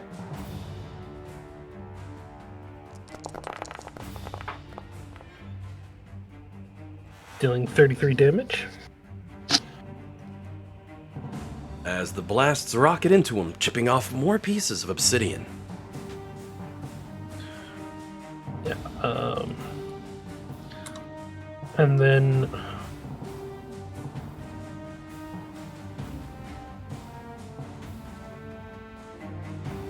so that's my action, and then as a body action, I can throw these. So I can throw a second one this turn, correct? It says you can do it as a bonus action. You can do it as a bonus action. Yeah, I don't see anything stopping me from just throwing a second one. I just want someone else to reread it before I. So, But where does it say that when you cast the spell, you get to use them? When. Because I don't see that in the spell. I was going to mention. Oh, am I going crazy? I think you Says might have you- given yourself the attack. Yeah. So, yeah, it says you can use a bonus action to do it. I don't think it Like, happens on. Kind Okay. of assumed you were All burning right. the Yeah. bonus action. No, you're right. You're right. I'm just. This is why I needed someone to double check because I was like, Oh, that's fine. was like, That's something 7th level seems for a wrong. reason, and it's high level spells. They don't get seen a lot, and hell, man, I Yeah. misread Disintegrate and reflected it. Like, Yeah, I didn't know the wording on the reflect, which is why I was like, yeah, okay, you reflected it back at him. yep, I kind of assumed the wording in a specific way, and I made a mistake. That's the honest truth. They actually nerfed it in 5th, but I'm getting off track. So, you've got your moat. That's it. You're out of actions and bonus actions then. Yep, that makes it Jay's turn. Alrighty, Jade, as you wake back up, you notice the obsidian doll seriously damaged, and Evil Flux giving you a shove like, hey man, let me step by, I gotta punch him. You might be a little confused as to what the hell's going on here. So does this just end the surprise, or can I do a full round of action? Oh, you have your full round back. You just basically, this way you lose your reaction between turns. Okay. As of this point onward, your reaction is restored for the last 4 points in this combat. It's not often you're low on the initiative order, but everyone scorched it today. Except Zariel, she went dead last. Dead last. I mean, Lulu also kind of. I'll go right there and just attack. Alright. Where did it go? I'm kind of wondering the same thing. I can't see your mini on the board now. It's underneath the sword. Oh, thank you. I looked away for a sec to take a sip of my coffee. The last thing I saw was you go underneath Flux, and I was like, I know he knows he can't share space with me, so I'm gonna be somewhere else. Yeah. Well, I could always just like climb on the wall and stand up and attack. I just like climb on top of Flux and stand on his shoulders and stab him. Let's be honest here. Flux has the strength, and Jade has the dexterity to bounce up there. We could do that. And Okay. just like sit on your shoulders and stab people when you stab. People. Okay, no, you may not. You'd be out of reach. You can only go on her back. Anything that's too high otherwise. I'll take Pike Master and just get a pike. And then nothing moves closer. Oof. Pike Master is overpowered a little bit, very strong. I mean, there are ways around it. It's teleport, and thankfully we're in a high-level campaign. Right. But And- I digress. Lulu is a target because she's already been hit by stuff, so I have advantage on the roll for flanking, do I not? Oh, yeah, totally. Totally. Lulu's glaring at him like, oh, you get off, Zariel! And blows her trumpet. He stumbles a bit. He's like, what are you doing, you infernal little... And Jade strikes. The part of me is now picturing you just sitting on one of Flux's shoulders, stabbing over, and people are like, where'd that come from? Because, he's hiding. It's stuck in my head now. Too bad he wasn't a medium-sized creature. You can throw a small-sized creature. You can throw a small-sized creature 60 feet. Could you imagine? I'm using an improvised weapon. I call it Jade Throw. Hit him with the Assassin's Strike. Oh, God. Reduce person. Technically, but then things get wonky. 32 is a hit with Honeysickle, so you go ahead and roll up that sweet, sweet, critical, crazy-ass high sneak attack damage.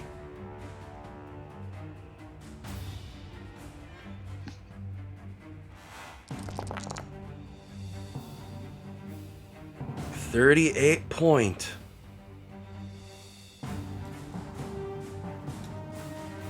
As the blade drives through from one side to the other. He looks down, looks up, tilts his mast head a bit. That's not good. Still standing, though.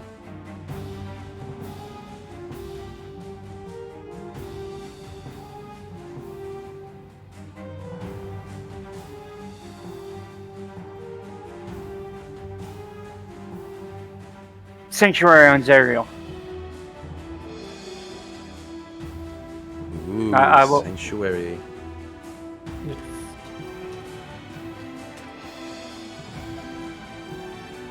As you cast Sanctuary quickly, tossing that one down, because, it's a wonderful spell. Go ahead and give me a perception check.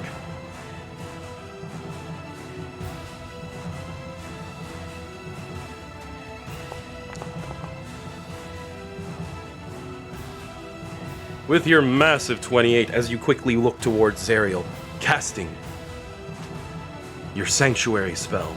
Because you don't have to touch her for it, but you concentrate for a brief moment.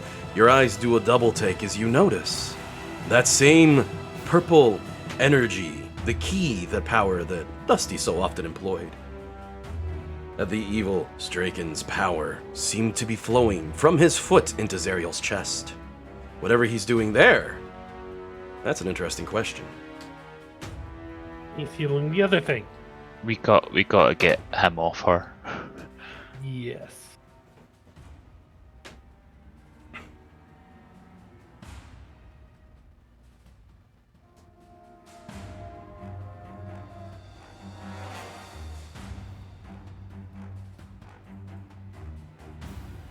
Oh, Flux is up. Oh. DM sort of leans back. I Oh, will- Flux is up. Shit, this is gonna hurt. I will defer to the party. Do you guys want me to try to grapple him and pull him off, or do you want me to just try to kill him? I think he wants to be struck down while he's in contact with her. Mm-hmm. He's playing some kind of angle here. I don't know. Okay, if Alec has time to share that with Flex, she's gonna try to pull him off. I'll use my inspiration to roll at advantage and pull him off of Zariel and drag him away as far as I can get him. Alright, so you go ahead and give me an athletics check as you attempt to grapple him.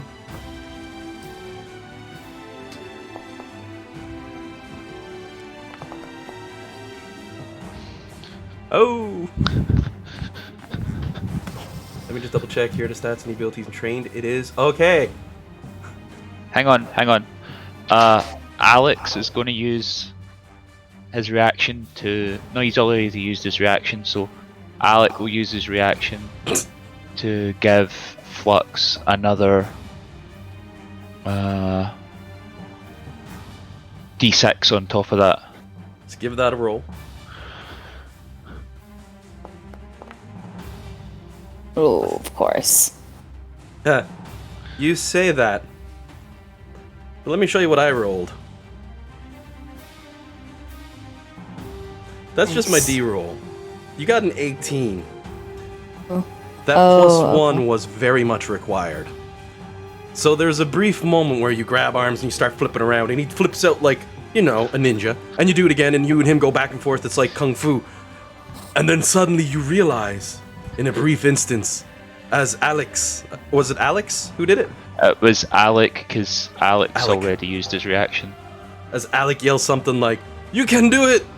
Your arms grab onto him, and you've grappled him successfully. You can now drag him at half your movement speed. So you I can will move do like that. 15 feet away. I move him as far away as I can get. Here, maybe. Down. 5, 10... 'Cause I have to worry about not number. Yeah, 15. Yeah. Yeah, not number. You just go right through. Yeah. So if you move... the way I was viewing this...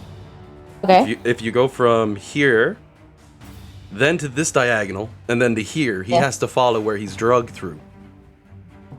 Evil Flux would give you advantage on the attacks, since she's dominated and she thinks she's an ally. Right. That's kind of what I was thinking as well. So does the grapple count as one of my 3 attacks? So I have 2 more. I'm trying to remember if you have to ditch the whole action for grapple. Yes. You still have 2 attacks, because you can replace one of your moves for a grapple. That's in the rules. Okay. It's disarming that you have to throw your whole attack away, unless you happen to have your ability. That's the one I was thinking of. So, you are good. Let me just describe how she does it. So she drags him away from Zariel. She slams him against a wall, and then as she does that, she re-grabs her sword, her hammer, and hits him as hard as she can in the face. She might not be able to hit him. I don't think I do. As he bounces off the wall, he regains his senses. Face turning towards you as the obsidian reflects as you see your hammer swinging and the head just shrinks down just enough to dodge. But you still have another swing. I do, and I have my sword.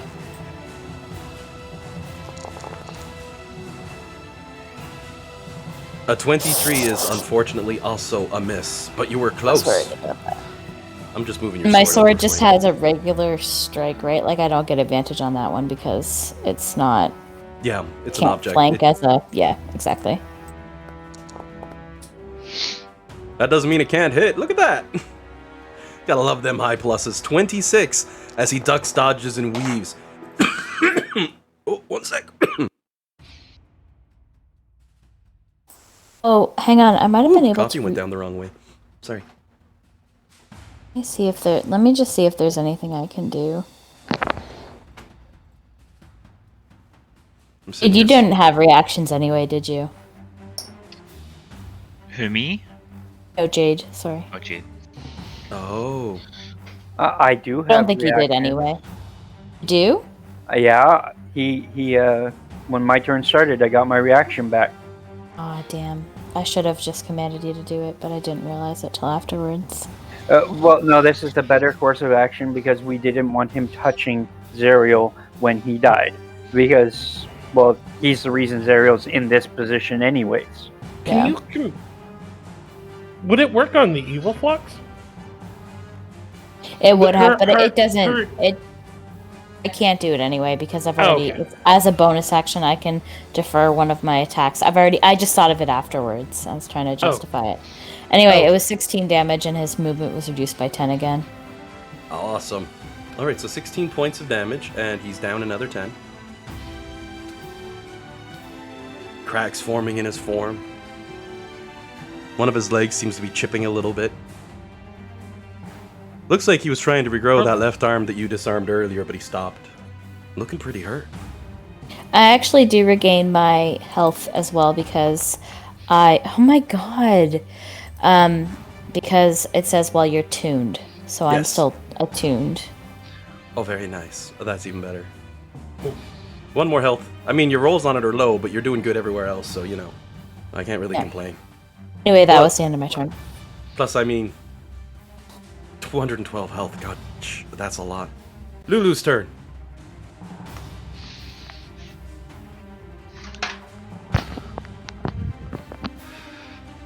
Lulu's gonna flutter over and sit on Zerial. She's gonna be like, "Oh, I hope everything's gonna be okay." Flop, flop. I think it'll be okay. We're gonna make it, y'all. But she's gonna use a spell again. Probably just. Ooh.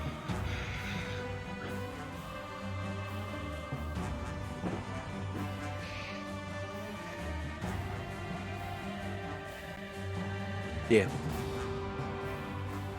I looked at one of her other spells. She's going to just use a simple Cure Wounds on Zerial. That's going to be, not too much health back, but it's something.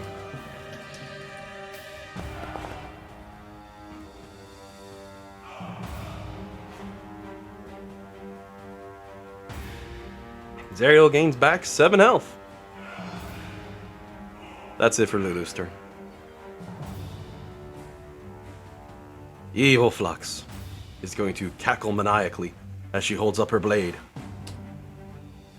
swinging the star-encrusted piece of night above her head as she comes down on the monster in front of her.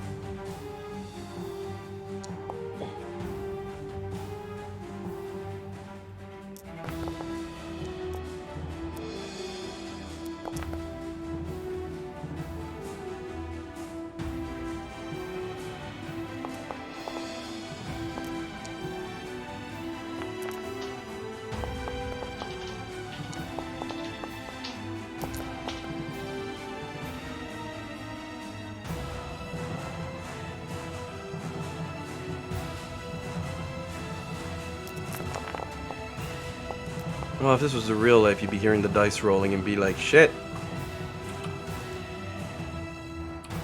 Alrighty. As she starts laying into him with maniacal laughter, you see the body breaking apart further, until little more than a purple glow seems to be holding the pieces together. A feature you've seen used once before, as it seems. He still has a little bit of ki left in him, holding on, as Evil Flux basically lays him out for almost 80 damage. Pretty crazy. Which is why it took me so long to roll. Thanks, Flux. That's your fault, Jillian. Too many dice rolls, too much damage. When I said make a simulacrum, I didn't mean of the fighter as well. That was mine. Oh, you stole it. Alex's turn. All right. Okay. Alex's form will change back to the archer. Oh no, wait. Alex was the chalice. Alec was always the archer, so his form doesn't change at all. Okay. I'm getting the hang of it. Getting the hang of the two characters. Is Lulu a small creature? Can I stand over her? I think she's small. Okay. However, I think there has to be a 2 size category difference. Alright, that's a halfling thing. Yeah. Right. Halflings can run in the space of an ally without causing problems if their size category is smaller.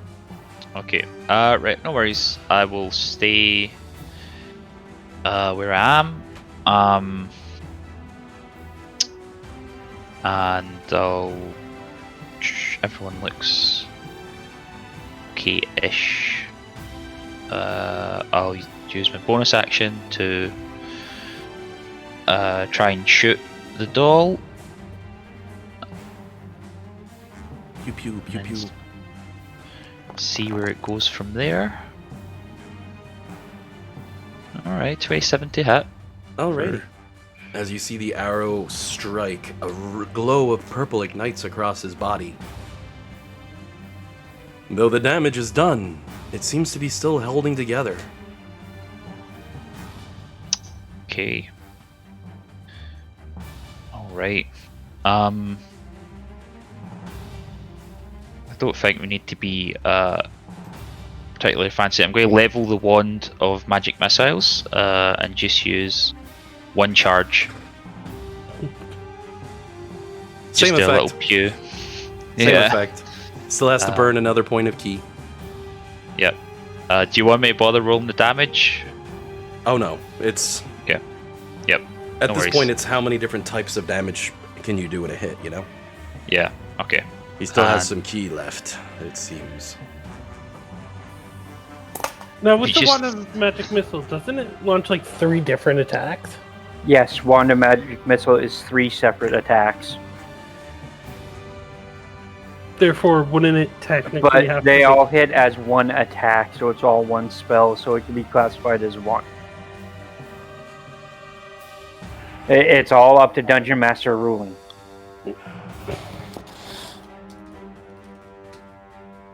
Honestly, objectively, whenever we've done it before, I've always considered each separate missile a separate hit because it has its own Yeah. Well, you die can for it. you can choose separate targets, but I assumed they all hit the same thing. I don't know. I never thought about it. I actually thought because I was just using 1 charge, it was only 1 dart. I forgot it used 3. Well, here's the big thing. If a character that has death saves tracked is at 0 hit points and is targeted by magic missile and is hit by, let's say, 5 of them, do they make one death save failure or one? We don't want that. So it's 1 attack. Let's not open that Pandora's box. Absolutely not. There you go. Fair enough. I just that just crossed my mind, and Because like magic missile machine gun, you're dead. You're a level 20 adventurer who just hit 0 health. Somebody kicks their heels. Magic missile level 6. They're dead. Oh god, that would be I'm nasty. perfectly happy with that. Really, I just Yeah. like it was a I don't know. I will admit, I had to look that one up because I was like, ooh, because I was actually kind of with Jillian on this one. I was like, no, that should be 3 hits, but that seems overpowered. And when I read that, I was like, oh, it is overpowered. Shit. Oh my god. Yeah. Nope. Oh god. Yeah, no. I thought, was gonna make it but- do 3 points of key, but I'm only having it do 1. Like I said, Jillian, I'm on the exact same train of thought that you were with that. But the downstream impact could be really bad. So Yeah. that being said, No, he obviously doesn't have a lot of key left at this point. he did burn through 20. Yep. So anything at this point and beyond is special NPC key. So yeah, you blast him. He loses another point of it. Anything left for Alex's turn? I've used everything. I'm giving the hint as to why I had to read so damn close. You know what I mean? Yeah. Yep. I've used both my actions, and I don't want to clunk up the combat space anymore. Bellamy. So I'll just. Alec has passed his turn, and Courtney, it's your turn to kick some arse. Okay. As you're- I'm still seeing the like the other world map. Perfect. It's just the bottom half of this map. It's just I spliced them together. Oh, okay. I could just Alright, throw you from gotcha. one side to the other with that shift command, but you wake back up as Isaac behind you begins to nod off. On his turn, he'll be dropping into the dreamscape. And so can I do anything this round? Totally. You've got all your actions and Oh, everything okay. back as you're fully awoken. Oh, okay. All right. You'd be waking up just in time to see Evil Flux laying into the obsidian doll. Along with everyone else just sort of shooting at him. I'm gonna do a little. Oh no, I need to. I'm gonna do a little of that.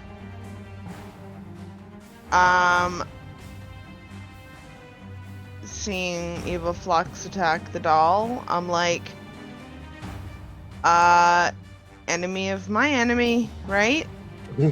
And I will what do I have here? Nope, can't do that. Okay. I will do a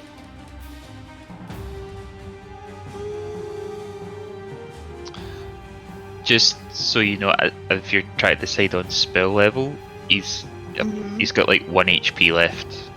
Yeah, just anything that Okay. will hit will get rid of one of Okay. its keys so that he will eventually die. fantastic. I'm going to I'm just gonna do a little inflict wounds then. Alrighty. All of a sudden, their level 1 spells become relevant again. Pardon me. This is why I was so strict to ask, wait a second, is it 1 or more than 1 points of loss? Because as Bellamy walks up and just puts a hand on his back, she might say something even rude and insulting in the way a bard would, you know? As you inflict wounds upon him, you see the purple energy around him finally seems to break as his body collapses, one leg's giving out under him, form slumping against the wall. I also deal an extra 18 points of radiant damage because I have my wings out. Oh, so God. I'd like to imagine that he just kind of bursts into light. Maybe a secondary delayed explosion of big light off his back, just kaboom a moment later. Yeah, love that. All that's left is a torso with one arm and the head leaning against a wall. And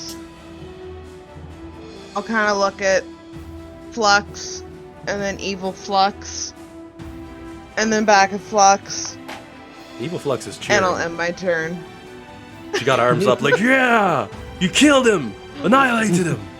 Along with some rude curse words to describe the other person they were fighting. You know, I'm going opposite of Flux here. Yeah. Yeah, I I don't know if we're attacking Evil Flux, so I'm just gonna end my turn. Actually, I'm gonna move back over here to get out of the way in case someone else wants to come in and attack Evil Flux. I will say, for you not being certain if you're attacking her or not, it really doesn't help that smile that she has. It doesn't look like Flux, and it doesn't look kind. You're pretty sure she sharpens those fangs. Yeah, I'm gonna wait and see what everyone else does. Maybe we then. can. Well, apparently, Flux has 402 health out of 204. She does. Bellamy knows why. It would come no surprise to her character. If you recall last week, when Evil Flux came onto the battlefield with a sword that looked like it was cut from the starry night sky, Bellamy said, "Holy shit, it's Black Razor." And everyone else was like, "What the hell's that? I don't need to shave."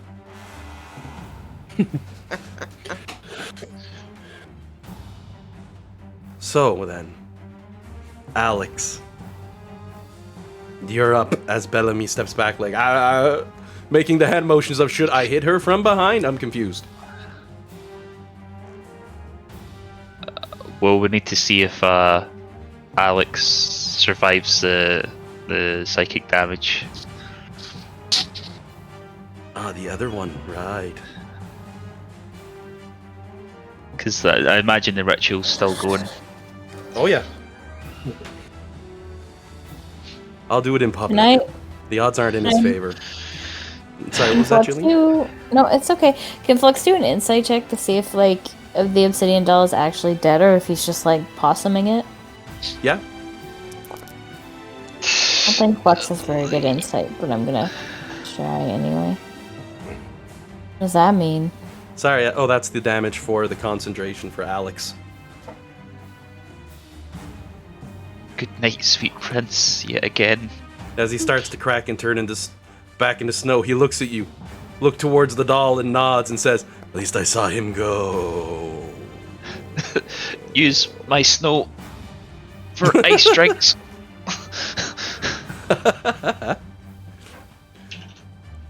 Oh. With a 12 on insight, you can tell by the way the obsidian doll twitches and moves. He's not quite dead. Alex is, though. He's quite gone. Poof.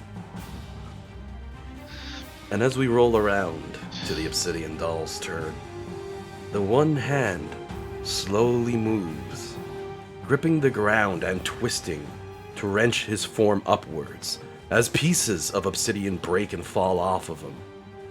He glares at the lot of you, straining to move. Well, this is my punishment for an imperfect body, unable to contain the power I've obtained, unable to use it. As more pieces break off and he starts to fall apart, you hear a dark chuckle emanate from him. Fortunately, I have a solution for that problem as well.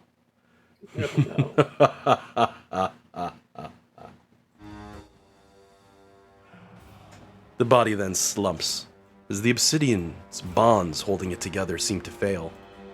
And this time, Flux, who is holding with her in sight, can tell he's gone.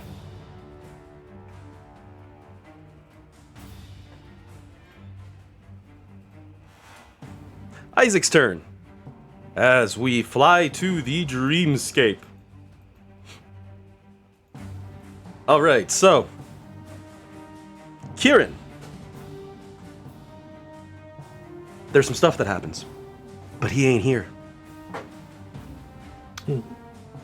I will say, as Bellamy was waking up, as Elisphera was struck clean in half by Zariel's blade, you saw purple energy emanating around her form. Since Isaac's not here, I'm gonna have some fun and push some of this aside and let him deal with it next week when he comes back. Because he goes to sleep, and Zariel's body fully heals. His takes some serious damage. How much health does he actually have? Oh, 110, good. Because he's down to 20 after one round in there. The darkness that seeped on Zariel seemed to grow slightly on his body for a brief moment, before both disappeared in a bright flash of light.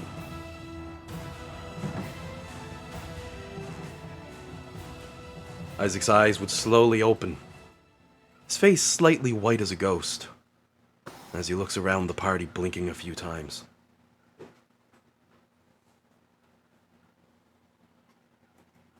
I think we did it.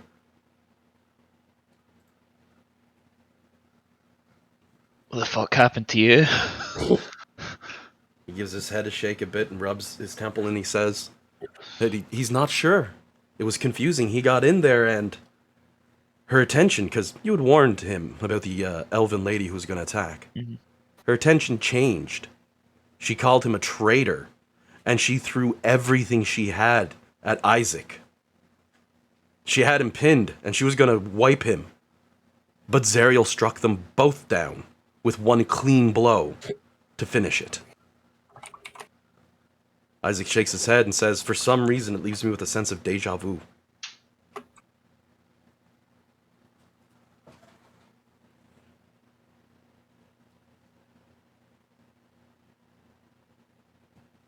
Meanwhile, little Lulu's jumping back and forth on one foot to the other. Oh my God, she wake up! As you see Zariel's eyes slowly begin to crack open. However, her body, still that female elven body. I think now is a good time we take a quick 15-minute break. What's everyone think? We come back about 12:35? We still have to deal with evil flux, but let me just make this real quick. Oh, you got Can I take Dominate my turn? Monster on her. Can I just take my turn? I'm going to go here. I'm going to burn a 9th level spell slot and cast Dispel Magic on the Simulacrum. Dispelling it, ending it. She's gone. Poof. As Puddle she disappears, with some weapons. as she disappears, the powerful blade that she was holding, that the DM said was quite cracked, falls to the floor and shatters into multiple pieces. The powerful armor they had strapped to her follows suit in the same regard. It falls to the ground but doesn't break, however. But it's just an obsidian flint dragon plate. It's a +2 full plate. You can look it up if you want. But the third thing that drops and stays in that pile of snow and ice is a magnificent looking and very powerful belt. But we'll get more on those artifacts and items later. But, just to confirm, the wizard just burnt his level 9 spell, right? Yes. Alright. Oh god. Jillian's like, damn it, I Al. know. I think I know what form he found.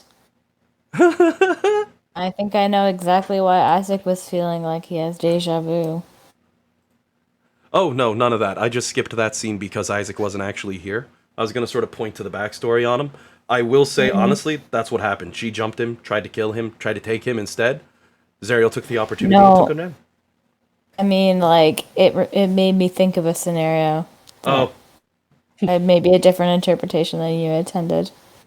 Could be any number of things. It's a lot. It's a bit of a wonky plot. Yeah. I'm having me a fun time. Don't get me wrong. A lot of little pieces. I can't say too much though, because spoilers. It's always spoilers. And I'm at this point. I think I'm going into coffee withdrawal. Ooh, it's not good. The leg's bouncing. Alrighty. So with that, Evil Flux has been done, gone, poofed. Nimbar dusts his hands. He's like, I've never one-shot Flux before. I didn't think this could ever happen. And as for that 400 health, well, the blade that she had, if you slay a creature with it, you get temporary health equal to its health. And she just killed a pit fiend, so that was 300 health, temporary health, so. This is also why, like, a session or two previous, I was saying, can you find a way to give the temporary healths to the Alec? It's the only way to increase the simulacrums. You know, Alex had 9 temp HP. Probably let him survive an extra light. Well, alrighty then. I'm going to take a quick 15. We'll be back at 12:40, because it's about 12:25 right now, so that sounds good to me. Okay. Gives us all a quick 15 minutes, and when we get back, I'm sure the players have a boatload of questions that they're looking for answers for. Oh yeah. Oh yeah. Just 1 or 3,000. See you in a bit, guys. See y'all shortly.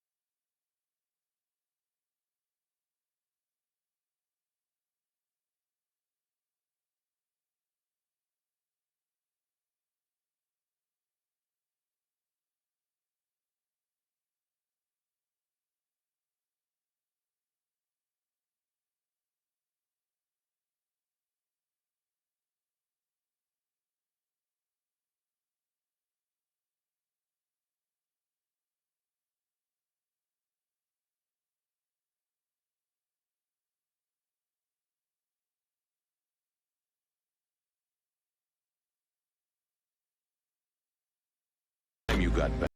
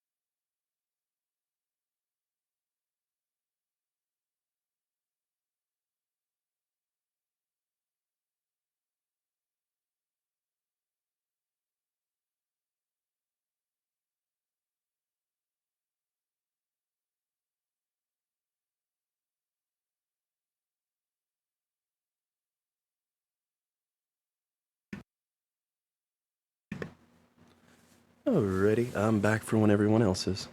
Welcome back. Thank you, thank Welcome you. back. Thank you.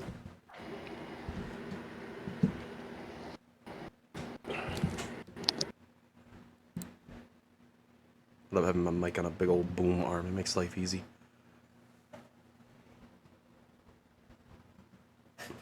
Feel like an announcer from back in the day sometimes grab a book, goes, "Let's get ready to rumble," or some shit, you know?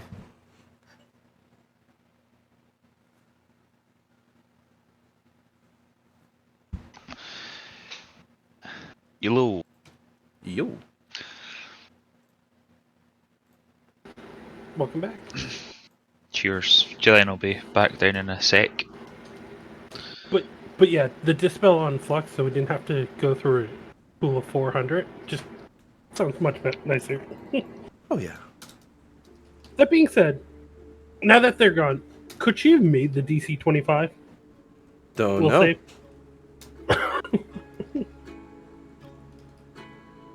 Well, if it was did you say a will save or a wisdom save? Wisdom save. Wisdom. Well, They're she the had. same thing. Alright, Feeble Mind doesn't touch your wisdom, does it? No. So. None of the feeble minds took effect on her. Oh yeah, because thingy's failed. Yeah. Isaac's, yep. Yeah. But Got that's lucky on soon that to one, change. rolled high. I was Yeah. rolling like a monster for that fight. It was great. I mean, I Yeah. can be excited when I roll really well, so long as I don't wipe the party. Because at that point, it's like, I Yeah. went too far. I got super worried when they thought Nimbar might be beheaded. I was like, oh, that's It's like, I look a Vorpal, and I've been rolling crits all day. Ah ha ha! But she doesn't get it. yeah.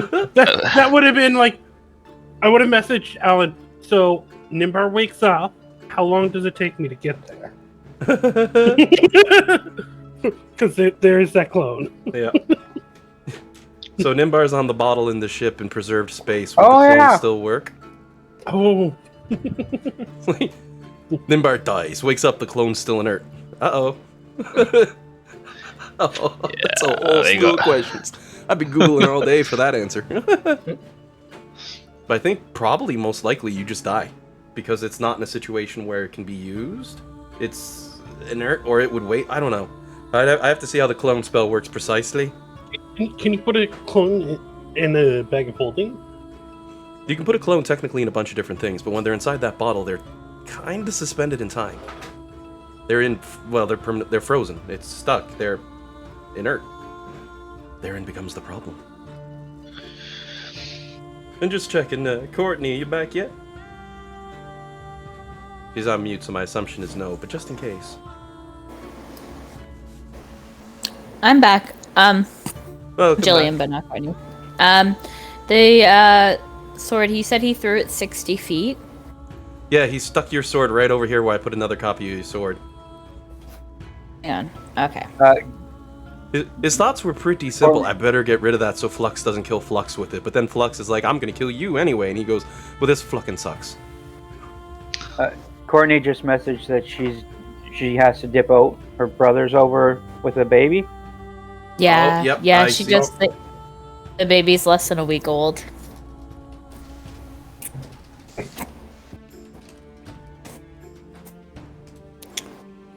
I'm telling you, have fun. At least it's right after the fight, so that's good. Because Yeah. Bellamy's just gonna go, well, I killed him, I'm getting a drink, and head straight to the tavern. We're gonna do a repeat of her annoying the crap out of Gargoth again. And Flux just like, hang on 1 second, guys, and just go and get her sword and then come back. Oh yeah. Okay. I just want to make sure that nobody else decides they want to pick it up. As you walk over to your sword, driven into the side of the wall where the crater was made, you can't help but take a moment to feel bad for the poor pit fiend, lying dead in the snow. So cold and frozen, blood does not even drain from the body anymore, frozen in place. Introduce her to someone at a really inappropriate time. Will do, Courtney, will do.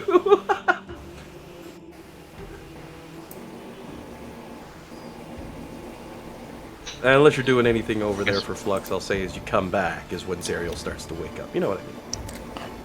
Have the team together for it. Yeah. But yeah, no trouble going and getting your sword back. Should I just like regen my health too from the sword, or Oh god, yeah, every 6 seconds you if we're gain waiting back a at couple least minutes? 6. All right, so I'm just gonna roll. If you rolled all ones, I think it would take 2 Mhm. minutes for you to regain the health back.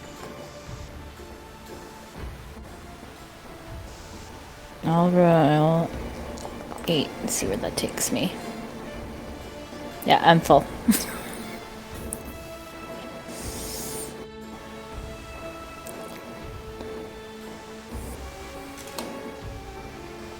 Oh, cute baby picture. Flux, preparing herself after she's picked her sword up. You walk back in and there's a pile of shinies, a pile of obsidian, and an elven lady slowly waking up with a Lulu sitting on her chest. And because I can't seem to drop tokens, I'll have to look into that for next week, like good old Foundry. I'm just gonna drop her here. I'm gonna move Lulu to the side. I'm gonna go ahead and restore her health back up to max. Just using that as token because that's what she looks like.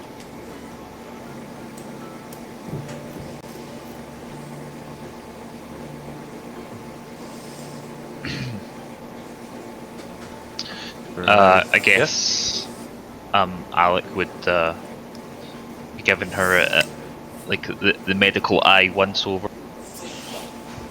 She's mostly healed up, thanks to all the magics that have been dumped on her over and over and over, despite the fact that she almost died like 5 times. And I almost critted her to death, which was great. Her eyes open as she squints a little bit against the bright of the snow, reflecting off the candlelight. She gives her head a shake, looks around, sees the lot of you, gives a nod. By the 9 hells. Should I even ask where we are and what's been going on? Well, you're not by the 9 hells, you're still in one of them. That causes her to smirk and chuckle. Flux is gonna quietly use Know Your Enemy on her. What do you want to know?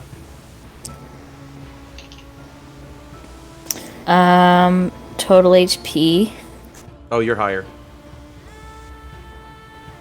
Okay.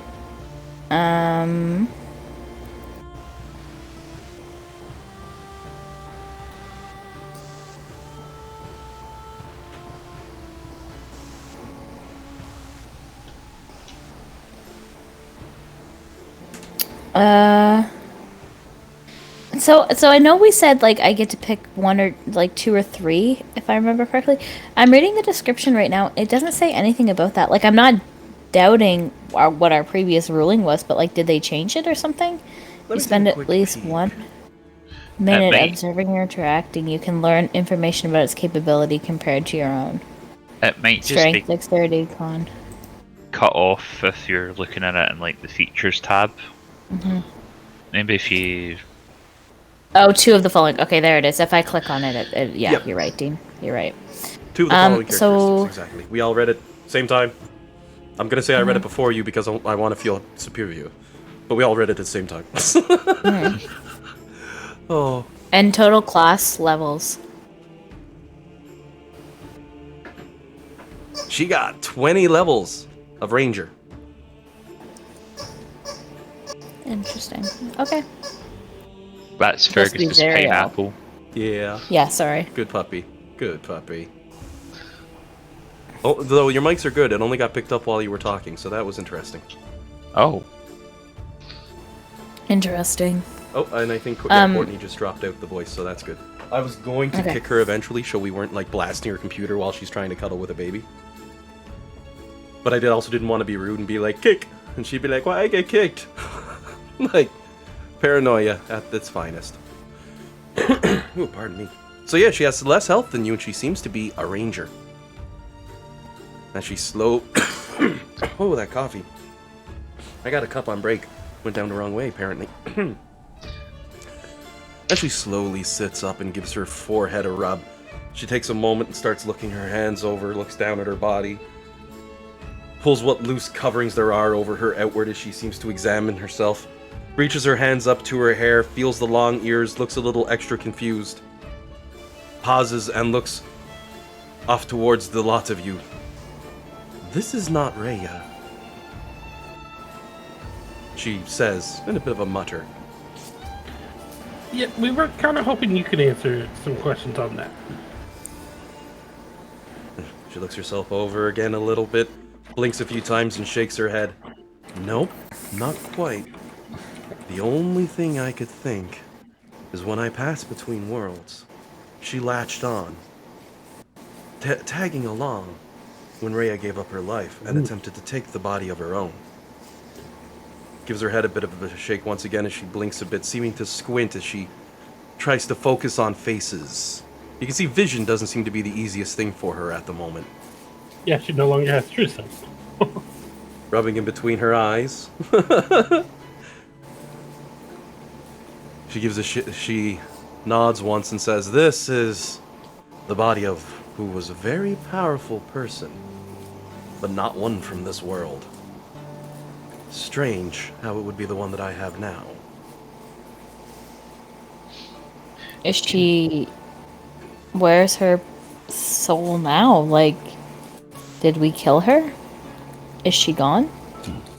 Zerial looks up towards you and gives a shake of her head. "We've banished her back to the void, where the gods have placed her. where she belongs. Oh, so she's super evil. She's not some innocent bystander, is what I'm asking. Zariel chuckles a bit and gives a shake of her head. Oh no. She was Queen of Blackrock. Stood toe to toe with the Godslayer. The look on her face goes very sour as she says that.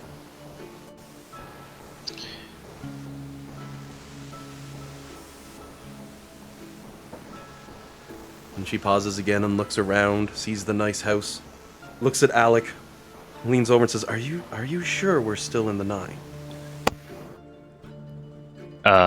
Yeah, this is a seemingly friendly town of devils. They're I'll label as traitors and forbidden from fighting. Lulu puts one of her legs up on Zariel's leg, shakes her head. Don't think about it too much. It's a little strange, but somewhat pleasant. They have good liquor. Zariel looks down and a smile falls on her face as she rubs Lulu's head. Can I just ask, when Zariel was given that explanation, was she being genuine? Just that Alec's very suspicious. She seems to be. Okay. She's gonna give a look around again as she starts to slowly stand up, stretching as she does. Oh, this body has not been in motion for far too long, quite stiff and sore. Oh. Well, I suppose you're all looking for more information as to what's going on and where exactly we face, but I would be curious to know what you all have been up to while I've been sleeping. Last I recall, I was struck down by your friend. Well, a specter of your friend, but I'll tell you more about that in a moment. What have you seen so far? What's happened? Where are we? Where are we going?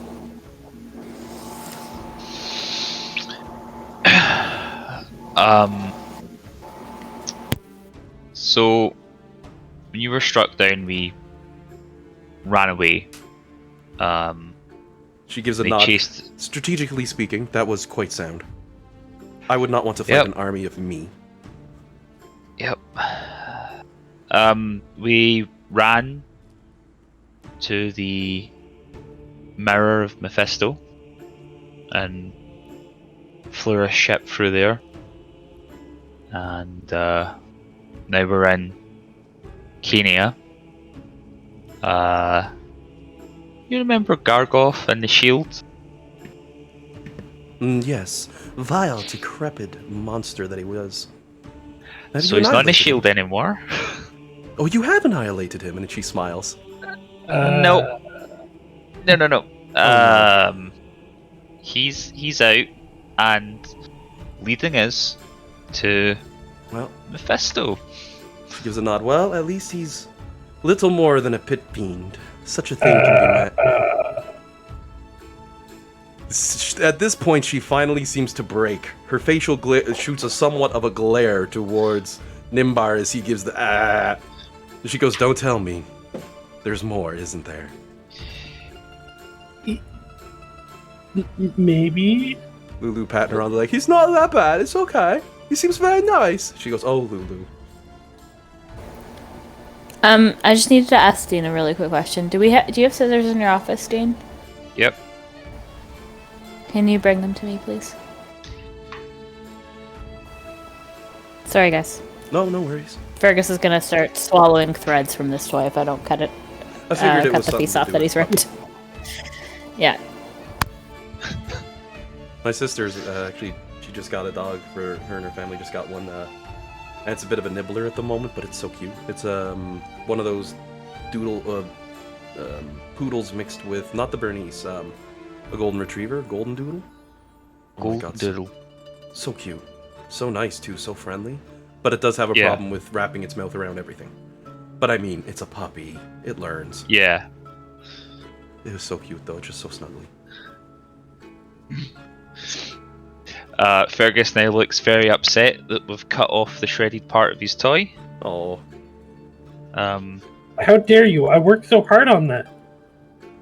It's like, I killed this successfully. Why'd you take it?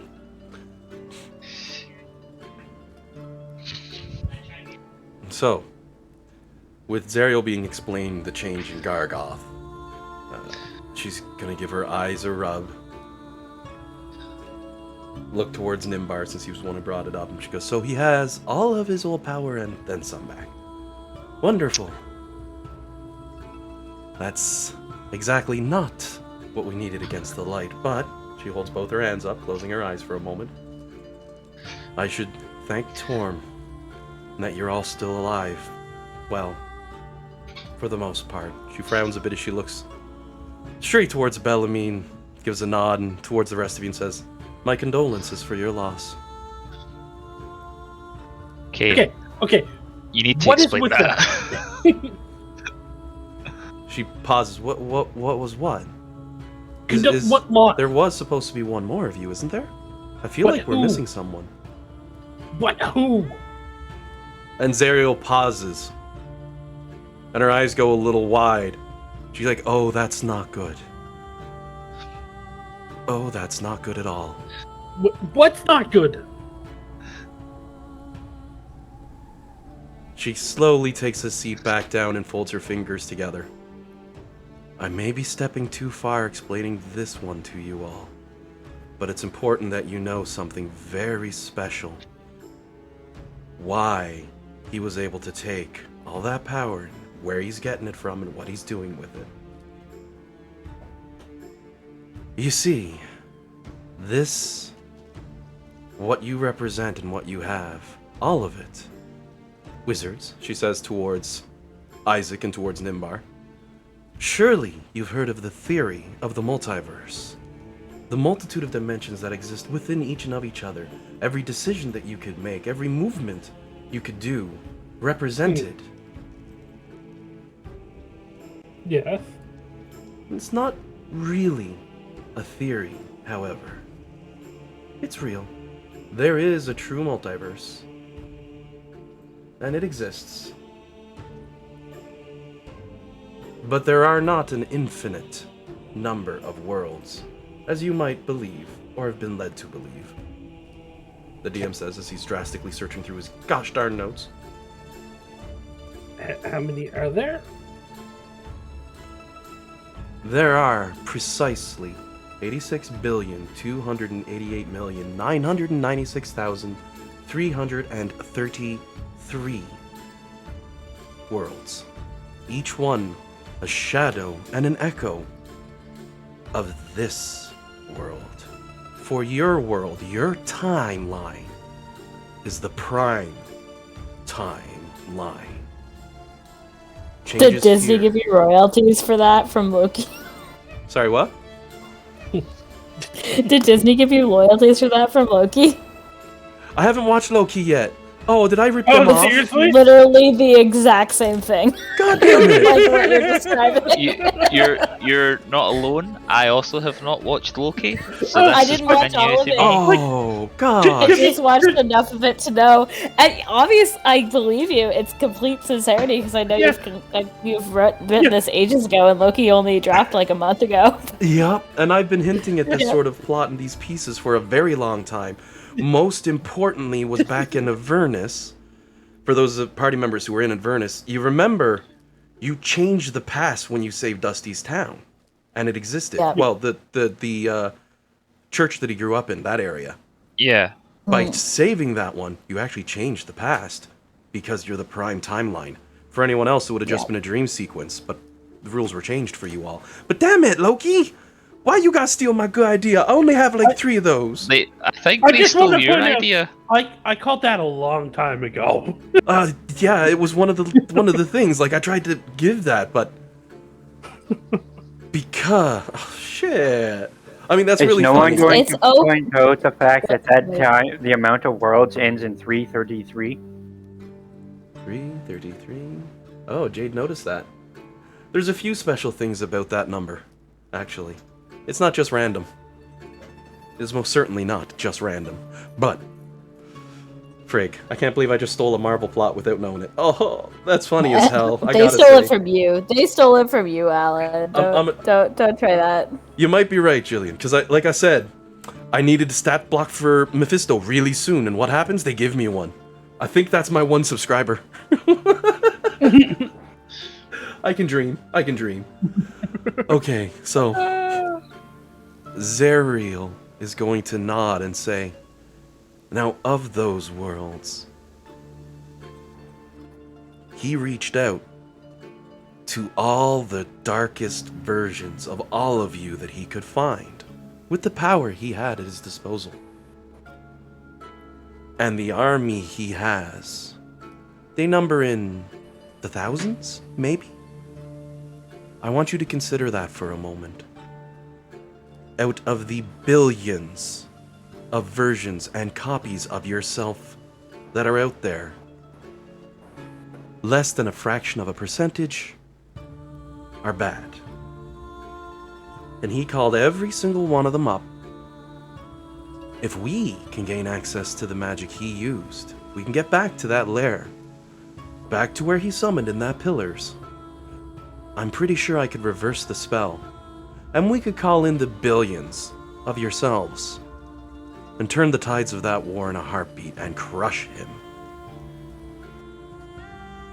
Because you're all good people. The decisions you made and the actions you've taken have shined a light in this world.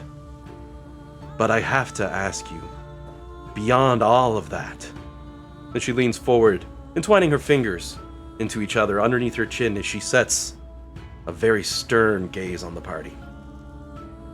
Do you still intend to bring your friend back to life?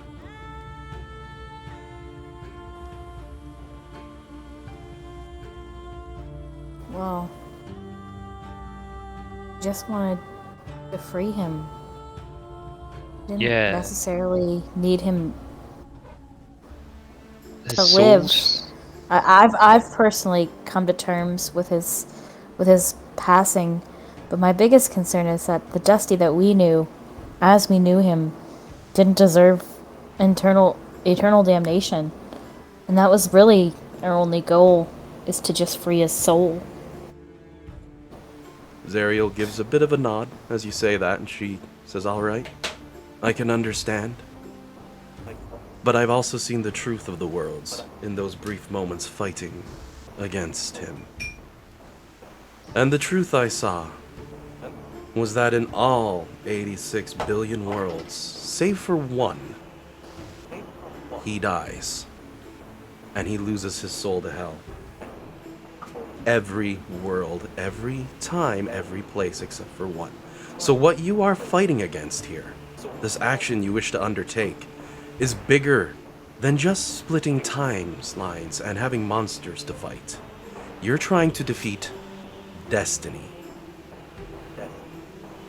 However, I think that of anyone I've seen, the lot of you might be the ones who can do it. Because when I peeked and saw through all of those worlds, I think I saw the source of his insanity. Because in all 86 billion, due to your direct influence on him, that was the only Dusty who turned evil.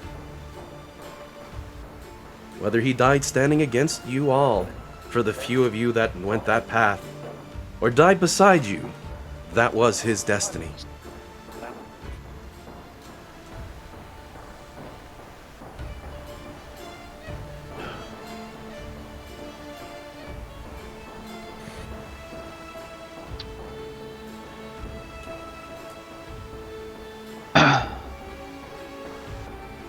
Now, while you process such a thought, that you fight against the divine and the plans of this world, there is something interesting, something of a chance that does provide you the opportunity. And Zerial points at Lulu, and you can thank our golden little fluffy friend.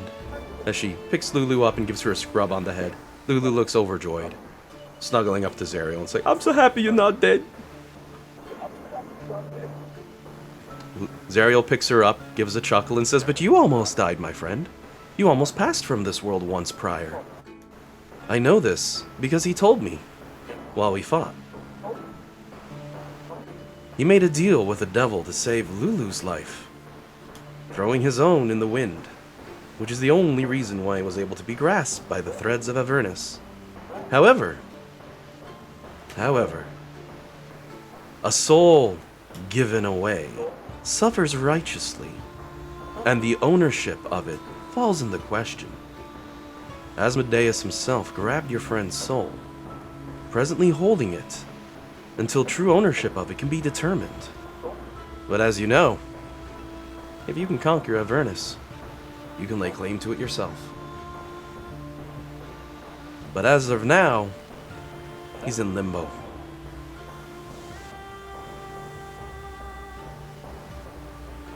Well, that's our goal, isn't it, guys? Yep. Yeah. And now I should warn you about the real dangers you face, she says as she slowly gets up once again, stretching a little. I can only say so much, as even the gods fear such a being. But somewhere between the limbo of life and death, as that vile, evil version of our friend, Straken, passed from this world, he found something in death, a connection to a power the gods themselves shunted away.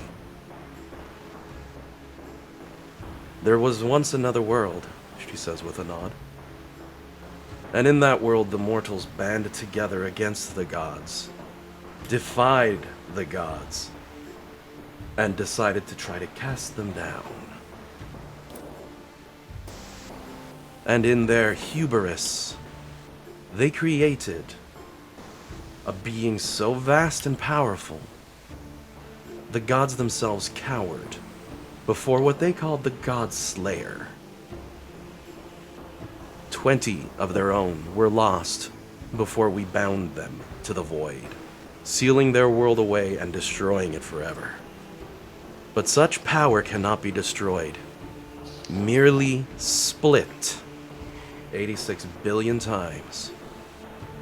And somehow, your friend has tapped into that, between life and death. She mutters, probably something to do with that stupid key. Always cheating death with it.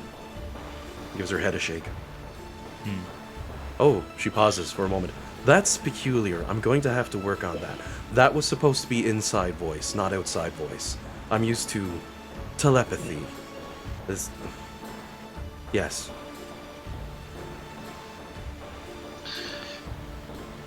So are you still an angel? Are you still divine? Or are you like us?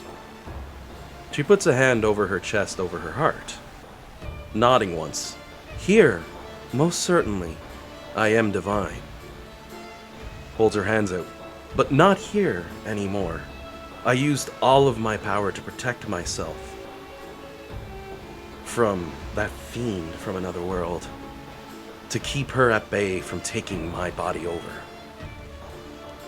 Sadly, that power is lost to me, and with the worlds closed, I cannot call out for it. So I'm not sure how to restore it. But, most importantly, and her hand this time turns into a fist as she hits herself over her heart a couple times, I'm still me.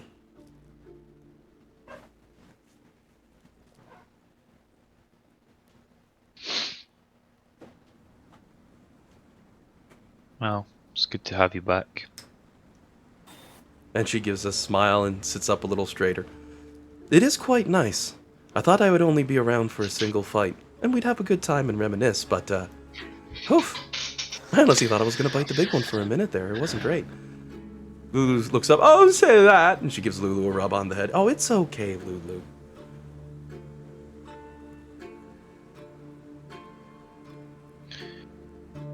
Can you tell us anything about Blackrock? She gets a little bit of a vile look on her face again as she looks towards you. Well, that was the kingdom that the God Slayer ruled. with his iron fist. By their power, they made him as strong as he was. We fought him there, she says with a nod. So yeah, the angels could tell you much about how he would have killed us down to the last, unable to escape and unable to flee his wrath. A handful survived, if not for the gods intervening at that moment. Most certainly, there would be none left. Not that they can't simply be recreated. Such is the will of the gods.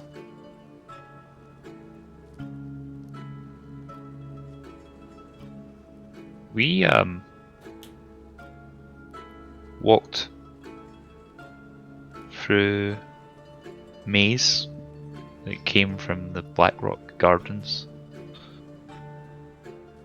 She furrows her brow for a minute and seems to blink a few times, then look back up. Well, it's possible.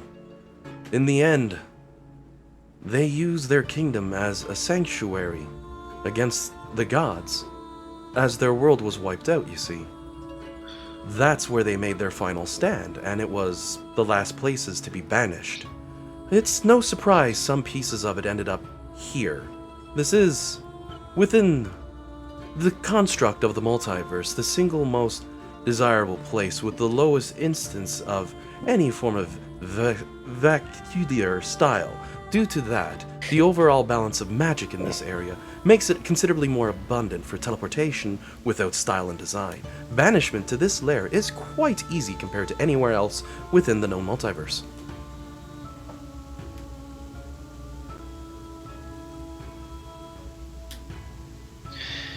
Or, translating into English. Yeah, 8th layer is the universe's trash pile.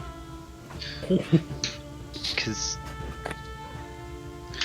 just we heard that to defeat Blackrock you had to team up with the Fiends. She squints her eyes a little bit at you. Seems to pause for a moment, and Lulu put her leg on Zariel's leg again.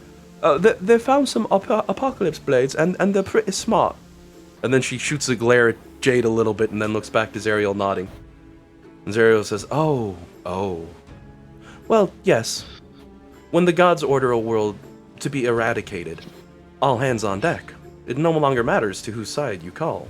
We simply follow, and we do what we're told.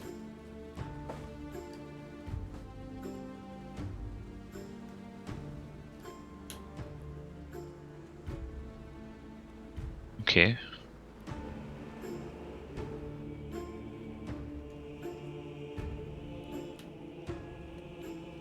So they were that powerful, that bad, that Zariel gives both another sides- nod. 20 gods died before they sealed them away. At that time, too. Such catastrophic power, I am certain, would still have been quite new to the fledgling Overgod. However, that was some time ago, and they've been sealed away for a long time. This is not a threat we wish to have reduced and sent upon the world once again.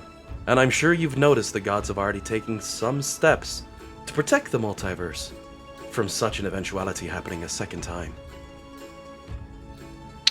that's why we can't teleport out. The shield is off. And Zariel gives a nod, technically confirming what crazed beliefs are held by those bearded devils. You know, the gods gave up on us. Technically, they've closed you off.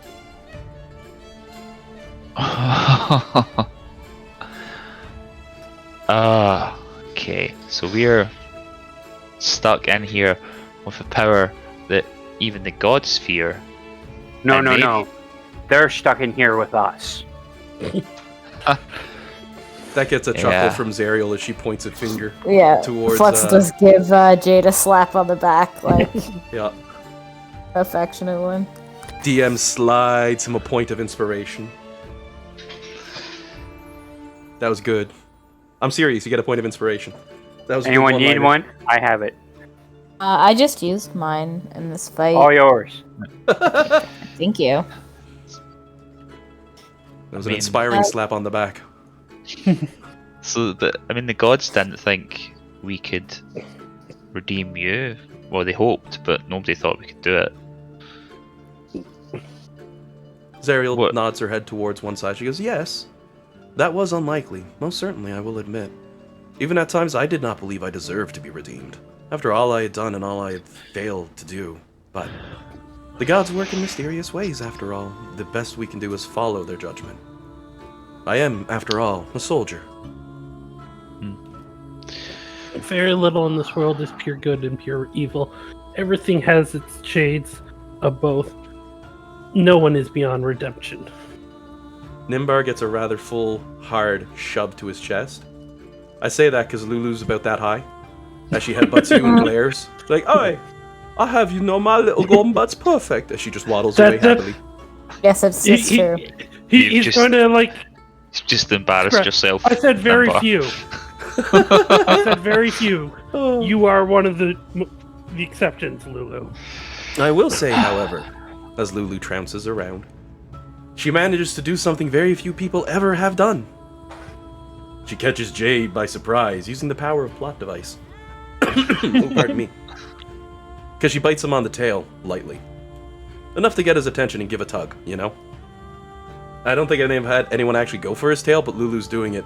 As she does show, she gives you a glare and says, oi, you and me, outside, come on. Then she starts walking towards the door. Okay. You and Lulu gonna fight? Lulu, as she walks back by Flux, just gives a wink. I'm gonna whoop his ass.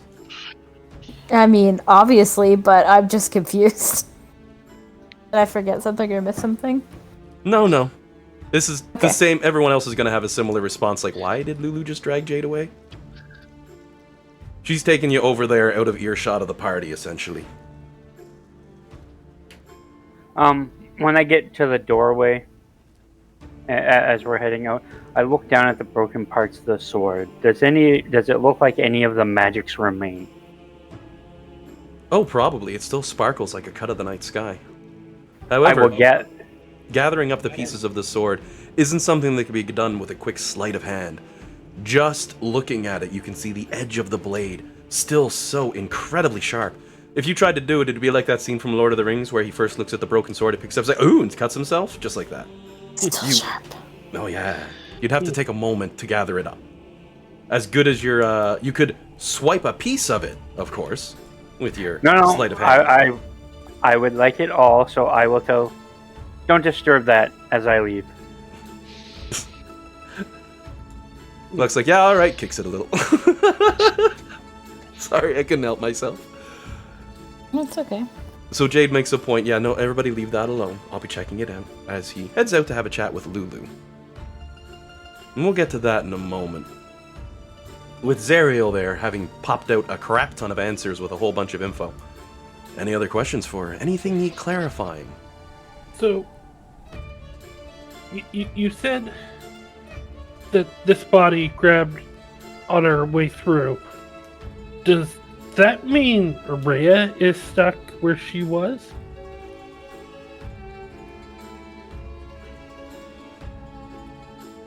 At that, Zariel will give a look towards Nimbar and tilt her head to the side and shake a little bit. No, she used my feather. Her soul would have been moved to the afterlife out of great reverence, but I honestly have to say, I was hoping she never would.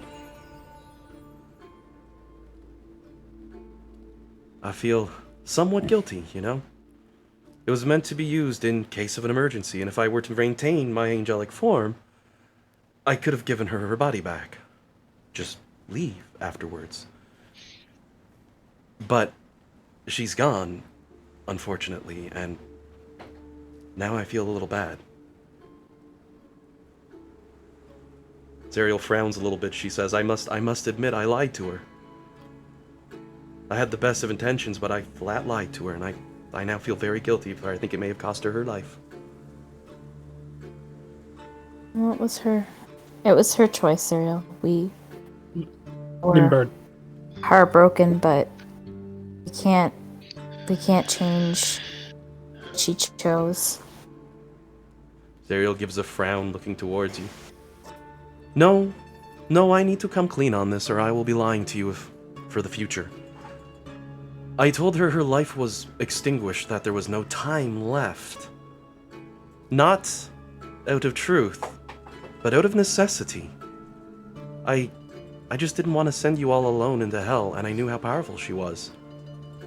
I thought she'd go on this wonderful adventure, make a true hero's name for herself, and come home. And what an award to be told the rest of your life is yours to do as you wish. Zariel gives her head a bit of a shake. I don't deserve a forgiveness for this one. I may have cost her everything.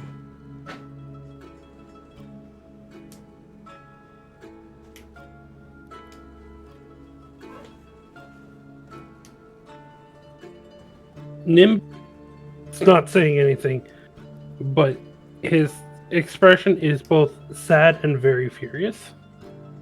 Because again, he looked upon the party as like kids and grandkids. So he's definitely not happy with this turn of events. In Zariel's defense, he makes Nimbar look young, so, you know. Oh, yeah, but Rhea was like the youngest of them all. Oh yeah, she was like 18, 19. Yeah.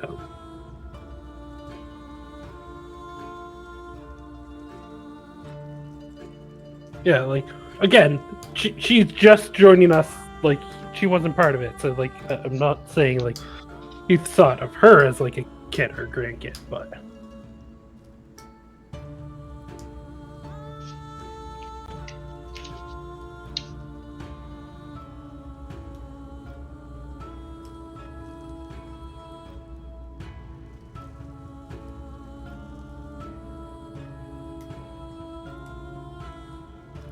Flux is just gonna like just kind of look solemnly out the window and not say a word.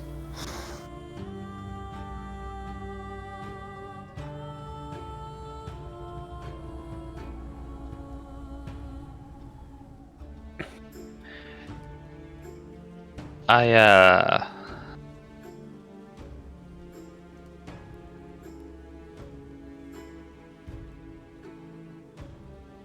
think Alex probably grown some claws, like primal savagery style. Just he is not taking this well. Zariel's looking down at her hands again as she clenches them a little bit in the fists and lets go. Shakes her head. This wasn't supposed to happen, though. Like I said, if I still had my angelic powers, I could bring her back. What if we got those back? Zariel Would you pauses, be able to restore it? looks towards you and gives a nod. Oh, most definitely, yes, I could. I could most certainly restore her. I would simply trade places with her. And she would return.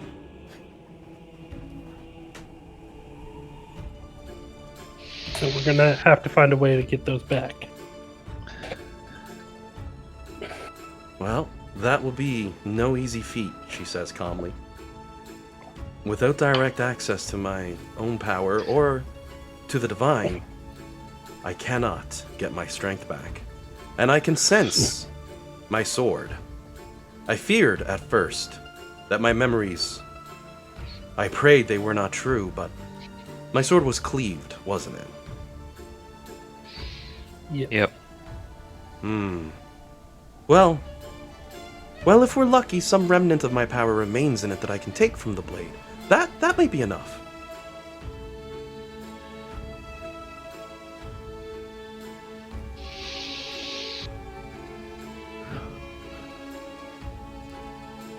So you remember how Gargroth kind of tricked us into giving his full power back? It Zariel's face begins to pale as you talk. may have tricked us into using your sword to restore him. He didn't Thus- take the power, did he?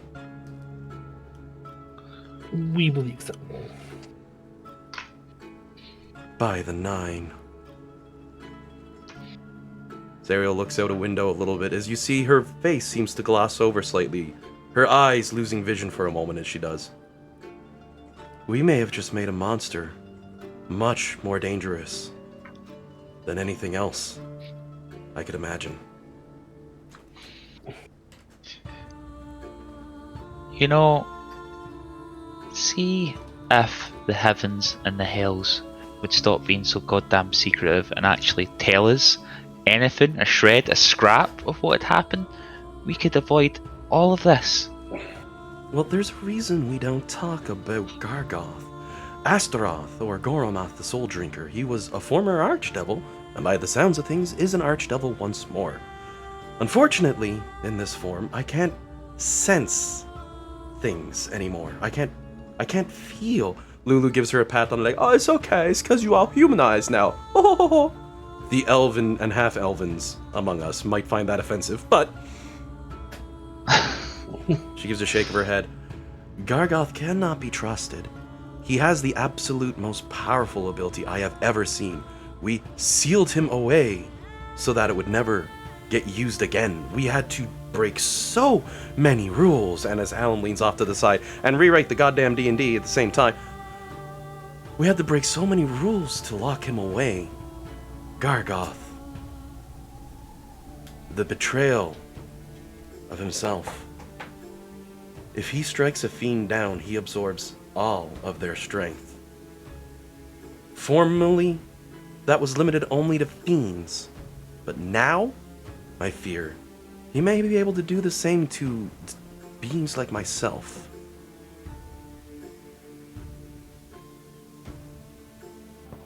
Oh. And she gives between her eyes another rub as she squints a little bit. How do you see like this? This is really hard. I got to say, my eyes are getting very sore.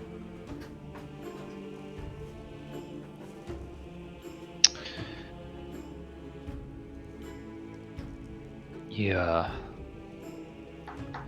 Get used to it.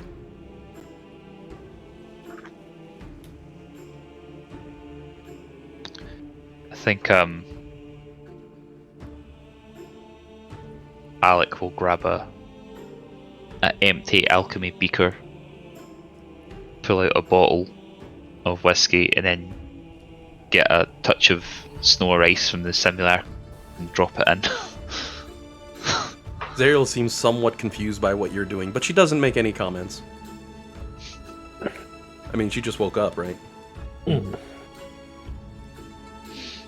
Well, she says as she stretches a little bit from side to side, seeming to adjust to get used to the body. Stumbles a little as she steps, but it's mostly finding her balance. Were there any other questions that you may have been seeking the answers to? Any pieces of info that I might yet be able to fill in? I feel tremendously guilty that I cannot do more, that I don't have any of my power. I feel at this point I'm mostly a burden. You're gonna have to carry me around.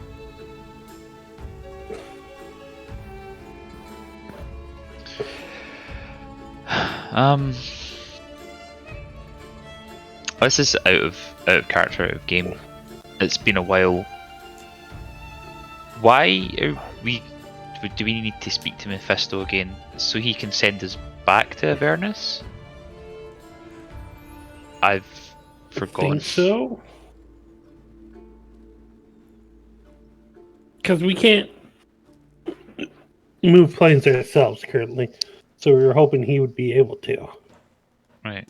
And it's confirmed by Zariel, it's the direct action of the gods that locked that one out.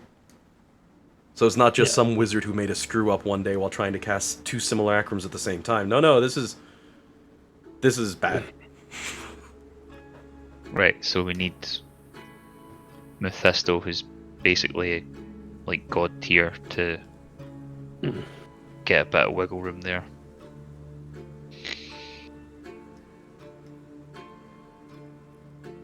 Okay.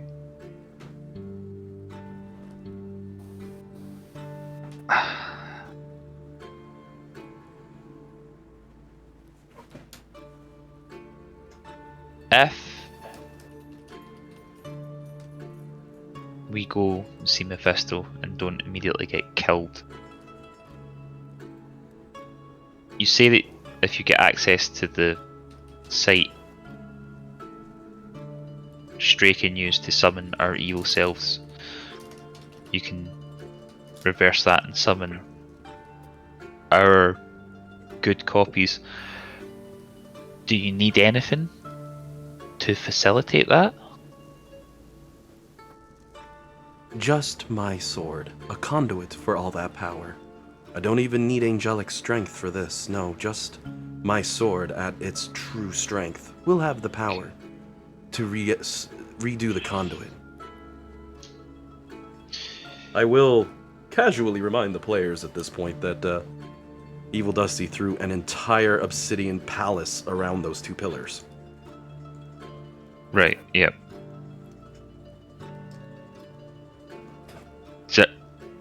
Zariel, do you know the significance of the two swords, Dusty's blades? Her brows seem to furrow a little bit at that and her head tilts back. Ah, he was always great with swords, even before I started training him when he was young. Natural talent for them, unbelievable, but nothing really comes to mind for them. They're just really nice swords. Some of the best humans ever to wield a hammer threw down for him to make those.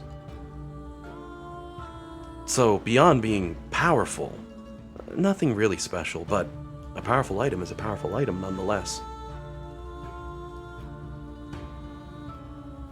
We were told they were created to mimic your sword. She gives a nod. Yes, all things must gain a form of creativity from somewhere. And when you have a blade as powerful as mine at your disposal, and a smith asks if he might inspect it so that he can improve his craft, well, who am I to say no? Now, Dan, for your character, Lulu has taken you outside, and I'm going to send you a PM essentially with what happened with the conversation. And you'd be back inside by now.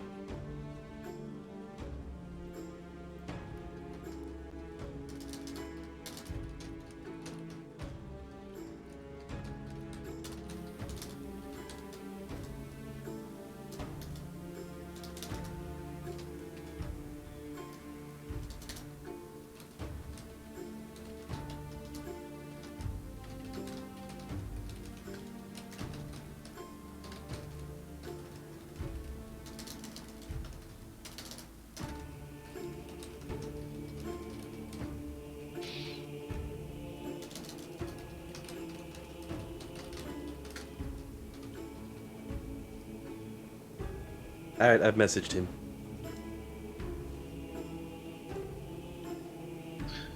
It's always when Dan and Jade is at their most dangerous, when they're silent.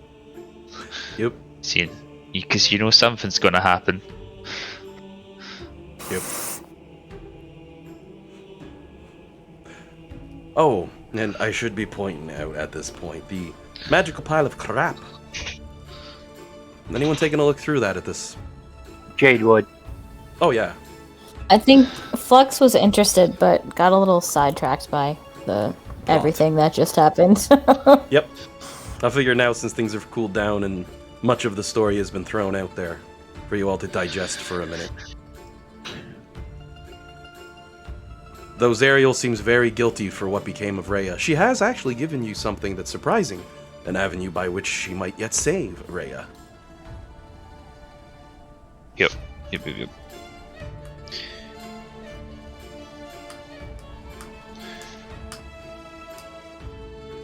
So, Rhea is basically. I think I partially missed it. Is she dead, or she just been sent to wherever Zariel was at that time? Zariel would confirm that her spirit's gone to a better place than this. Right. Sure. Okay. So she went down a hero, so her soul was placed where heroes go. It was assumed when Zariel was done, she'd just give the body back. You know? Okay. That was it. It was supposed to be temporary, one job. The fact that Zariel's sitting here in front of you is as much a surprise to her as you. And she feels... You can see the guilt on her face. She's just frowning whenever she mentions Rhea. So to that, Rhea's body should be here, but it's this Yep. elf queen. It does look like Elisphera warped this body for her own nefarious purposes. The only thing I can say is I definitely was summoned by Rhea. Now, do we know why the previous this person claimed Isaac was a traitor? Isaac would give a shake of his head, be like, no, she called me Ragnar and then called me a traitor and attacked me. Do we know Ragnar? Right off, no. Not a name that's popped up before. Sorry. That was Nimbar kind of asking Serial. Oh my names. She'd give a shake of her head. I'm sorry, my friend. That's not a name I've heard.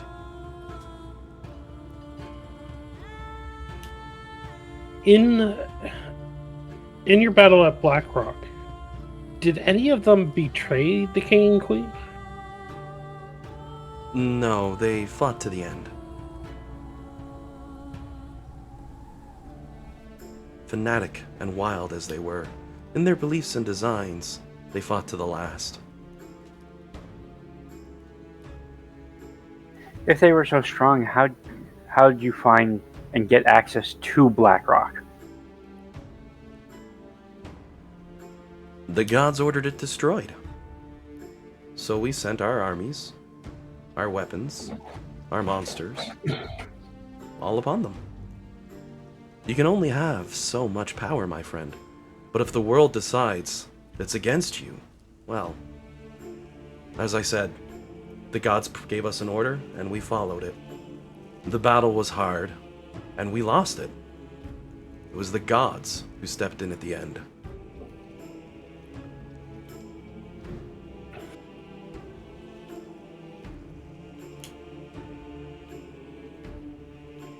Lulu sort of speaks up a little bit. I wasn't actually there for that one. I'm from this world.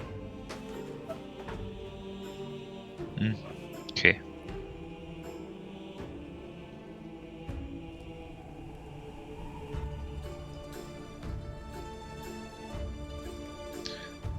How? So Black Rock didn't take place in this timeline. It took place, or this world, it took place outside of it. She gives her head a casual nod and says, yes. That one was 2 worlds ago. Two worlds ago? And Zerial nods yet again. As in, every so often, the timelines get reset? And Zerial gives a nod of her head yet again. She says, yes, of course. Every now and again, when the gods sense imperfections that are binding the world and destroying the world, they decide to rebuild the world as they see fit. This is, in fact, their 5th iteration of the world. Reference. I was just gonna say, it's 5th edition. Well, hope they don't do anything crazy like 5.5, because it might not be backwards compatible, as they say. Hey, the next version's coming out soon. Yeah. Kind of aligns perfectly here. Yeah. And I'll admit, I was prepping that reference for a very, very, very long time. So the fact that that's coming out too, I love it. Everything's shooting up Alan for this campaign. It's great.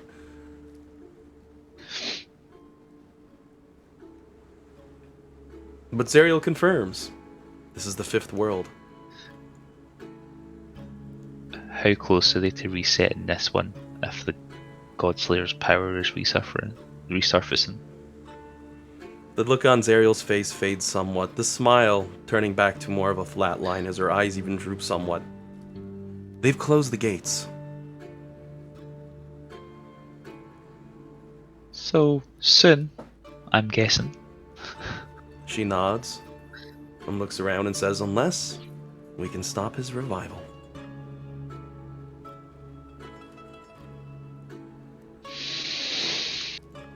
But do you remember who it is that we should have had with us? Do you know their identity? That's the problem, she said, as she looks towards you again. I don't. Which means something terrible happens, and there's incredible powers at work. In order to burn the timeline like that, there should be one more of you, without a doubt.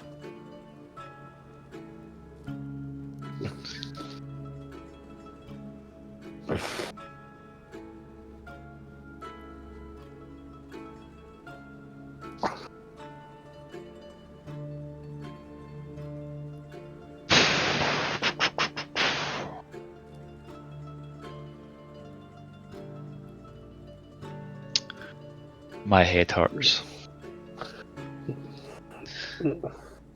Devils, archdevils, I could deal with, but this is a bit much.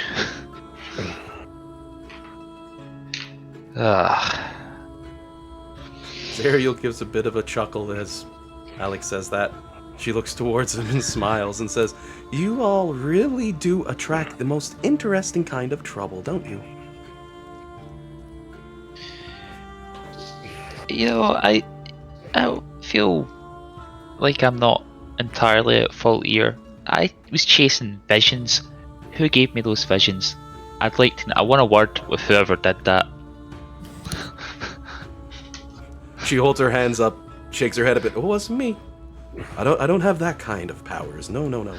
Those are straight up not the sort of stuff. We don't like to put and implant visions in people. We like to give prophecies, yes, but we don't like to forcibly do those things. It's nasty. We leave that up to hags. I hate hags. Get Maggie on the phone. Get her on the phone now. Zariel grumbles a little. Oh, not Maggie. Margaret drives me so much up the wall. I just tried every single time to set up an alliance with her so that we would be able to fundamentally take down some of the forces. But no, every single time she's playing golf that weekend. Every time. How often can you play golf, Maggie? Well, listen, I know a clan called the McIsaacs, and apparently every goddamn day is how often you can play golf. Zariel gives a slight huff. Raining. That's funny because we had an alliance with her. She slowly looks towards Don't rub it Jade. in, Jade. You see a look of envy in those eyes. She says, "Of course you did. Why am I not surprised?" She looks at Lulu. "Did you know about this?" Lulu says, "Oh yeah, she has the best food. You gotta go sometime. It's pretty awesome." I don't think she'll let me pass the door, Lulu. Not since I fried a bunch of her madcaps. We have one with us. I'll cover Bellamy's ears. She's still there. Oh. Well, Zariel has pledged her skills to you if you're willing to help her get her angelic power back. Because you quickly find, as enraptured as you all are with all of these things, the only thing she presently seems to be truly concerned with is returning the favor to Rhea. Zariel admits she shouldn't even be here. She should have returned home. But I want to do right by her, at least. She deserves that much. She's a Hell Rider, one of my own. Yeah. Okay, we can do that. That's seems to be what we do. How does your new body work? Do you need new equipment, or what you're wearing just now? She gives her head a shake. I'm not sure. I get this horrible feeling constantly in my chest. Oh my god, I've never had such a thing. Then she pauses and gives you like a dumb look, you know? As you get, she's just messing around. Gives a nod. Just give me a day or two. I have to figure out exactly what this is capable of. I'm used to swinging swords, and she holds up an arm as she's gripping her muscles, her biceps, her triceps, her forearm, shoulders, shoulder blade area, underneath her rib area, and she's just poking around a bit. Flux would be easily able to tell that Zariel's feeling every one of her muscle groups for exactly how much strength they have and how much they can push. And by the end of it, Zariel pretty much says, "Oh, well, I'm not even remotely strong anymore, but I might be able to steal better than Jade." Jade, like, not bloody, Jade. freaking likely. Jade takes offense to this. She gets a plus 12. It's not great, but I mean, it's all dexterity. Alright. A plus Wow. 12 to what? Stealth or sleight of hand? Sleight of hand. She's a rogue, a ranger by nature. She's going to have all the same powers you do, just not as strong for all those sneaky and stealthy powers. Okay, I Jade say laughs this- at this point. Is she a Tasha's ranger or a PHB ranger? Player's Handbook Ranger, for the most. Actually, what did I pick? Because it's based off of Elisphera, which was. Which is it here? She's got spectral defense and all that stuff. I mean, like the subclass is Xanathar's. It's just Tasha's Yeah. made the like instead of favored enemy, it's like you get extra skills and a feat called like tirelessness. Like you can like remove exhaustion and gain temp HP, stuff like that. I don't think I took those because she still has favored enemy. It might work better in the higher level play, but at the same time, 20th level NPC, come on. Yeah. She's strong. She doesn't have the same degree of powers, and she does not have access to her legendary actions or resistances. Otherwise, she'd be like, alright, how about we have a drinking contest with Jade? And she's like, I'm gonna win this. But no, it's, she was kind of quickly tossed together, I will admit. I also have to redo the inventory, because the character sheets aren't working correctly, but that's a problem for next week. But it's gonna take Zariel a little bit to figure out how this body works entirely. Okay. Well, I do have some good news for you, Zariel. And in about 2 more hours in game time, Smiler will be awake again. It's been feels like a very long 6 hours. Yep. Because it's 4:17, and it was around 11 that you all talked to Smiler. About an hour or 2. Though for the sake of making life easier, you can go visit him anytime now at this point. That being said, before we get quite that far, there were the question of the magical items. Yeah. Take a well. Jade would probably have at one point sat down and start going through the blade to put it into a sheet and put it together, and then doing the same with the other items for everything found. He did say he was doing that earlier, so that does give enough time. That being said, it's in clear view of everybody, and I doubt he's using sleight of hand to try to hide shit, so... No, I'm not hiding nothing. Perfect. I double checked because he is a rogue and he has high stats for that stuff. If you want something to disappear, it's like Tony Soprano, it's gone. So, Jade, the first thing I'm going to go ahead and just toss right out there. I'll throw this one up in the Discord, but it is a beautiful, or not in the Discord, in the main chat. It is a beautiful, wonderful belt, radiating with exceptional strength. And to save you time, it's this belt of Storm Giant Strength. You have to attune to it, and while wearing it, your strength becomes 29. Flux? Just saying. Flux is Copy going to that, be yeah. insane. I won't I have feel much like this better... is like. I was just gonna say, I feel like this is Alan's thing. Like, I think Alan just really wanted, like, maybe subconsciously, you just didn't want to have your bad guy stronger than Flux. Like, I feel like you just. Maybe just I wanted her to have a 29. I wanted her to have 30 strength, but 29 is a lot easier to do. yeah. Besides, these are random shitty items found around the town, except they're not that shitty, they're exceptionally powerful. Because the bad guy used Dominate Monster. He tricked them. It's the easy way to go. You'd be hearing it now from the Scarecrow and such. He's like, wait a second, what's going on? Pardon me. Those directly involved with when the meteor smashed happened had magic used on them, charm magics, to make them think there was a survivor. Just the ones inside of the medical area. Those were the only ones anyone had to deal with. Second Okay. item that was found is an obsidian flint dragon plate, +2 with resistance to poison damage while you wear the armor. You also have advantage on ability checks and saving throws made to avoid or end the grappled condition. Pardon me.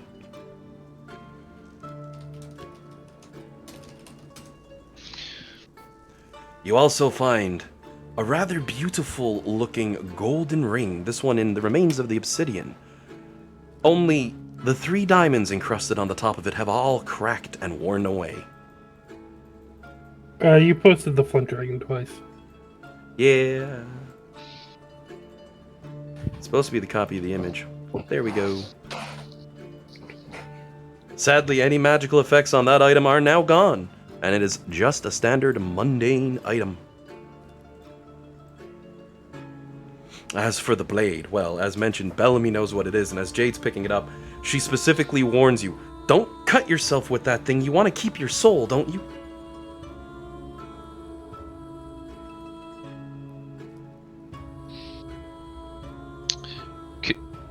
Could be a genuine question with Jade. I mean, This is true. who knows how much it's worth? I mean, I can't recall if anyone's efficient with plate or not, but I'd take the. I like the dragon's grip, like sentimentally, but I think that I would get more use out of this flint dragon thing. I'm just gonna throw up its info. That's Black Razor. However, it's broken and destroyed. I'll point that out. This is arguably the strongest weapon in 5th edition.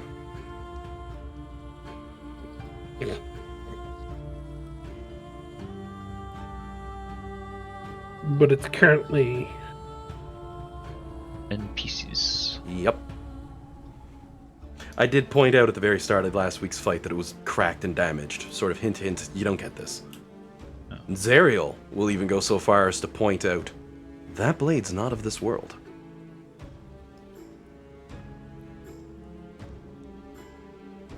As in between worlds, like the Godslayer, or It's from a different world.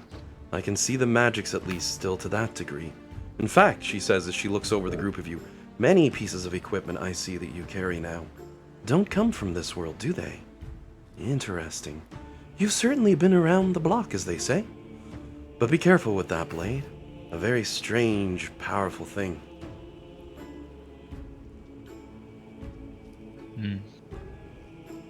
For anyone with training in Arcana, as Jade's picking the blade up, you can go ahead and roll a knowledge check.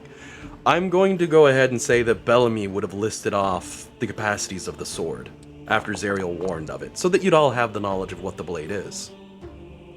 Yeah, 29's gonna knock it out the park.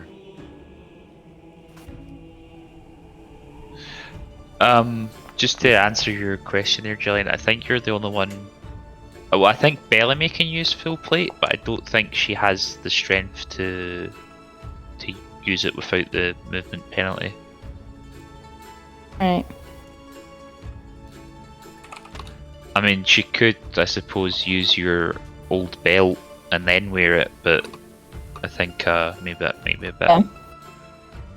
So, too much. I don't know if she'll want to give up the attunement slots because you'd have to be attuned to both Yeah. the armor and the belt. alrighty. As you're checking these things out, and you pick up a shard of the sword, something about it looks strange, but Nimbar can't quite figure it out as he's rubbing his jaw, but Jade does. As you look upon the largest piece of shining blade, as Bellamy mentions, Black Razor's hunger for souls. It must be regularly fed. Dangerous soul hunting blade. You gotta be careful. It's bad. It'll give you the life force of something that it slays as it absorbs the soul. And since the simulacrum was merely dispelled, Jade, you can sense inside the blade. You can see it with the magic arcana. The pit fiend's soul is still within the sword, at least for 24 hours.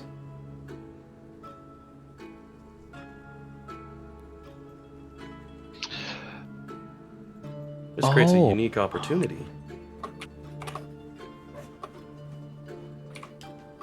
course, normally a fiend's soul its being would just be destroyed if it dies in the hells, but it's been trapped, so we might be able to. We could resurrect it. Lulu and Zariel both look up at that point, and they both look at Alec, and then they both look towards Jade, then they both look at each other. Lulu's like, well, I suppose stranger things have happened. Zariel looks down at her. When? Oh, never mind.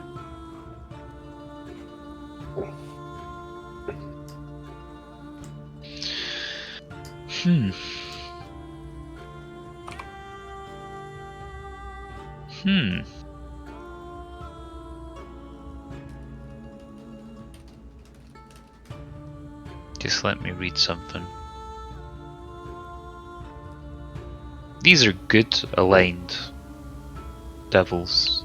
Yep. They're bound by this command.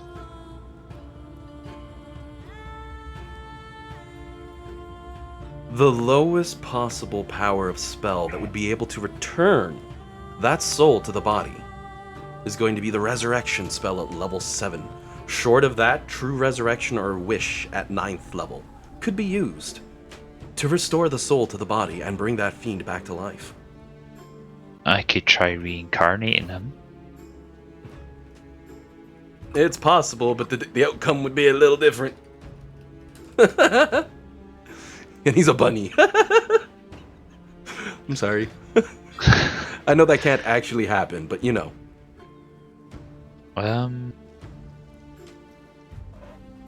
Let me see.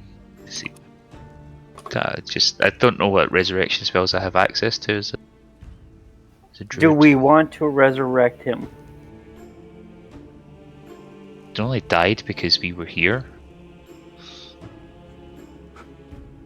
Lulu frowns. Oh, when you say it like that, you make me feel guilty. Zariel, I'm not supposed to be feeling guilty for fiends. And Zariel gives her a rub on the head. No, Lulu, it's okay. You're a good creature. You feel guilt because it's the right thing to feel.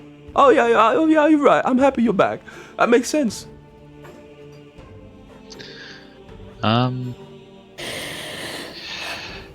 Okay. I do have true resurrection, but it's expensive. If you give me 2 hours, I can do it myself. Thanos. Fine, I'll do it myself. Sorry.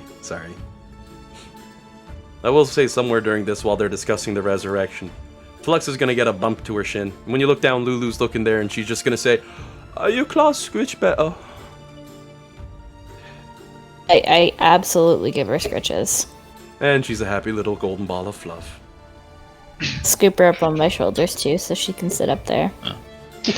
The only reason I brought up reincarnate is because it's cheaper, and if he has a good soul but is trapped in the body of this fiend that's non-violent, maybe he'll come back as something more fitting.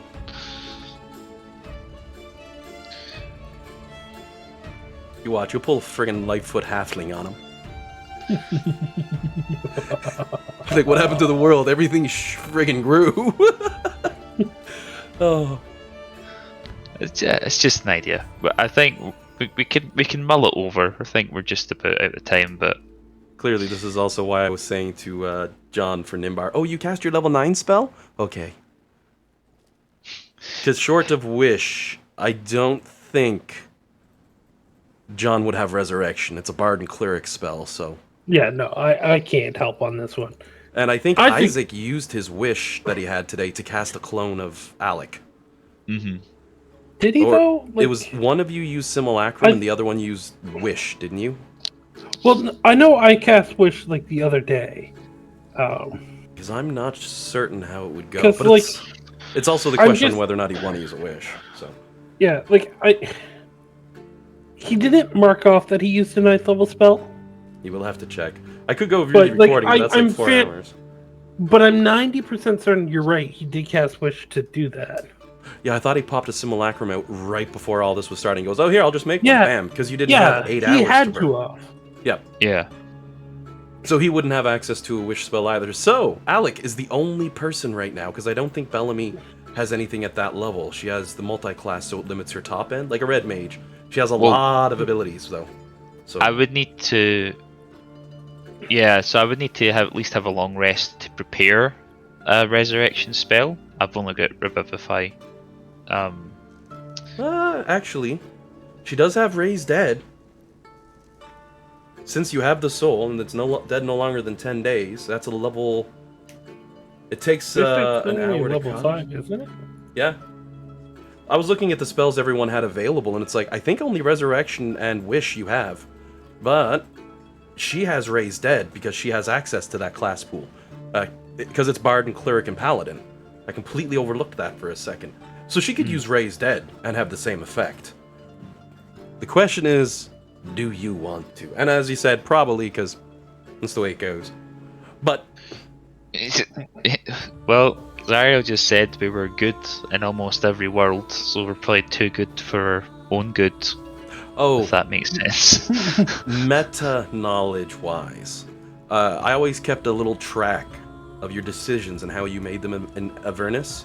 Even when I put you against the coals and made it like, yeah, here's your two impossible choices. Do you give it all up to do the right thing? Or are you going to just do the easy route and get No, we're going to give it all up and do the right thing. It's like, okay, get ready to suffer for 2 sessions. 3 sessions later, the team's happy. And it's like, okay, that's a win for the good team. And that pretty much sums up a lot of the campaign. You always made the hard decisions for the right choices.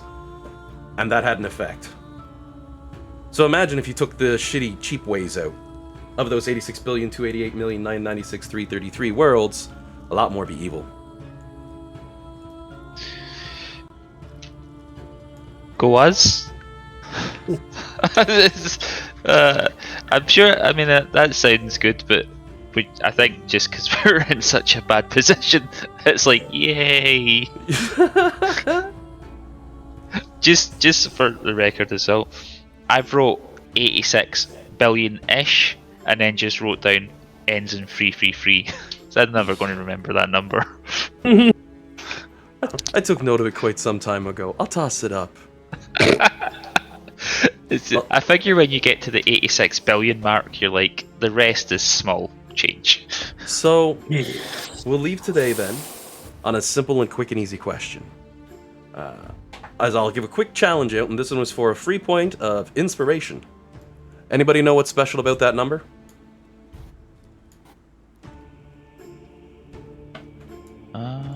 Is that the number of features that It's not Dr. a Strange into? not a specific number, and God, I hope not.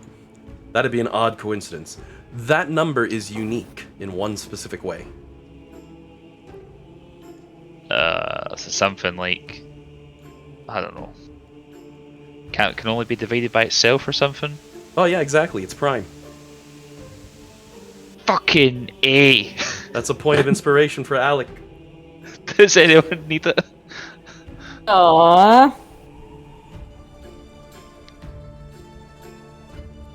I have my I inspiration. do not. That's a Oh. point for Flux. I got one Oh. from Jade gave me. I Alright. could be wrong, but it looks... Oh no, he does have it. He may not, he may. We'll find out next week. If not, then it's just a point of inspiration. Congratulations for getting that one. Because, yeah, it's a prime number. Only divisible by 1 and itself. I love math. Because, you know, prime timeline, prime number. I totally knew that and didn't make a guess because it just said 333 at the end. Yep. That's a good, clear giveaway that you might have a prime if it ends in odd numbers, especially a lot of 3s. I had to Low construct end, it. high wisdom. I had to use math I haven't used in years to make that number. It's like, God. But I can confirm it is prime. Oh, but I digress. At this point, I'm just blathering on. So, next week, you'll get to chat with Smiler, who clearly has something fun for you to do next. Because, as you recall, you would originally check with him, hey, could you fix the swords? And he goes, yeah, let me sober up. That's too good to work on. I gotta sober up. You're gonna have one heck of a story for him when he wakes up. Yeah. Oh, well, I suppose some people are going to turn up to the shop still covered in some blood. Oh, yeah. Dinged and battered and bruised. Zariel, meanwhile, looking at the spot as she's walking away from it, it's like, why is there like 3 pools of blood my size where I was? Do I even want to know? No, I'm good. I am good. Her health just kept going down over and over and over, and you all were just like, nah, heal her. Though I will tip my hat, you took the most logical way to take down a fighter that I could think of. Drain me through all of the resources, and it's like, just wisdom and intelligence rolls. Make her roll wisdom and intelligence. Oh. Well, Yeah. That's that because was- I didn't want to fight Flux. I don't Oh, care no. good evil. I don't want to fight Flux. I will was, say one interesting thought. I would like, Jillian, I'm giving you the meta knowledge on this so you can think on it for next week. With the sword shards Jade has, and this would have been revealed next week by Smiler, but I want to give you the option so you can think this over now. Smiler will be able to reforge a pair of blades for you, like Dusty had. You know, the Combinder remover, really powerful. Or one hell of a great sword. Okay. Yeah, I think it'll have to be a great sword because I got rid of my dual wield feat. Remember we talked about that? I think I switched it up for slasher or something like that. Oh yeah, quite a while ago when your sword switched up. Yeah. You can always Yeah. change the way your character's built a bit, as we know. You just hit level 18 after all. But this is an opportunity for you to decide, hey, do I want the overpowered 2 blades or overpowered single blade? Because that's a coming. Unfortunately, there was one last little tiny thing I forgot to mention about with Zariel, because Dean nailed it earlier. When you landed that shot with the blade of Avernus and it did nothing to Evil Dusty, that would worry Zariel, as she would confirm the blade, which is made from the broken shards of her own sword, a blade not of this world, will not damage the ruler of Avernus. And if it refused to hurt him, then he's conquered enough of the plane that he's considered its de facto ruler. Yeah, I kind of figured that one. Yep. It was nailed right after it happened, so I was like, oh, perfect, they got it. And then I completely forgot and spaced on that. So, just pointing that one out there for that super powerful sword.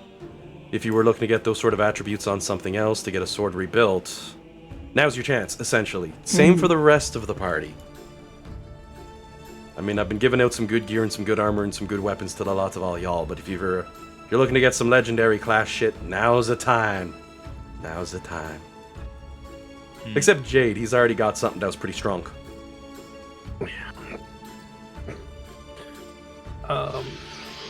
Maybe tell y'all what those swords do next week. Well, there's definitely something to think Oh, about there. Yep.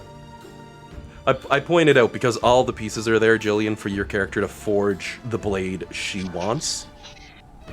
So, rather than pop that on you next week, Okay. it's like, hey, we can make you a sword now. You'll be like, oh, damn, I didn't think of this. You know? Like, I don't want to drop that kind of pressure. It's a little... Now you get time to ways. It's a little easier for the spellcasters. I'm like, hey, Nimbar, you want a book? And he goes, yes. And I'm done. Oh my word. But anyway, though, that's probably a bit it. I'm starting to blather on a little bit. I think it's the way it goes. And I'm just going to turn the music down so we know it's the end. And before we jet for the day, any questions, anyone? No. No, I and- realize. A handy Go ahead. congratulations for not losing anybody in that fight.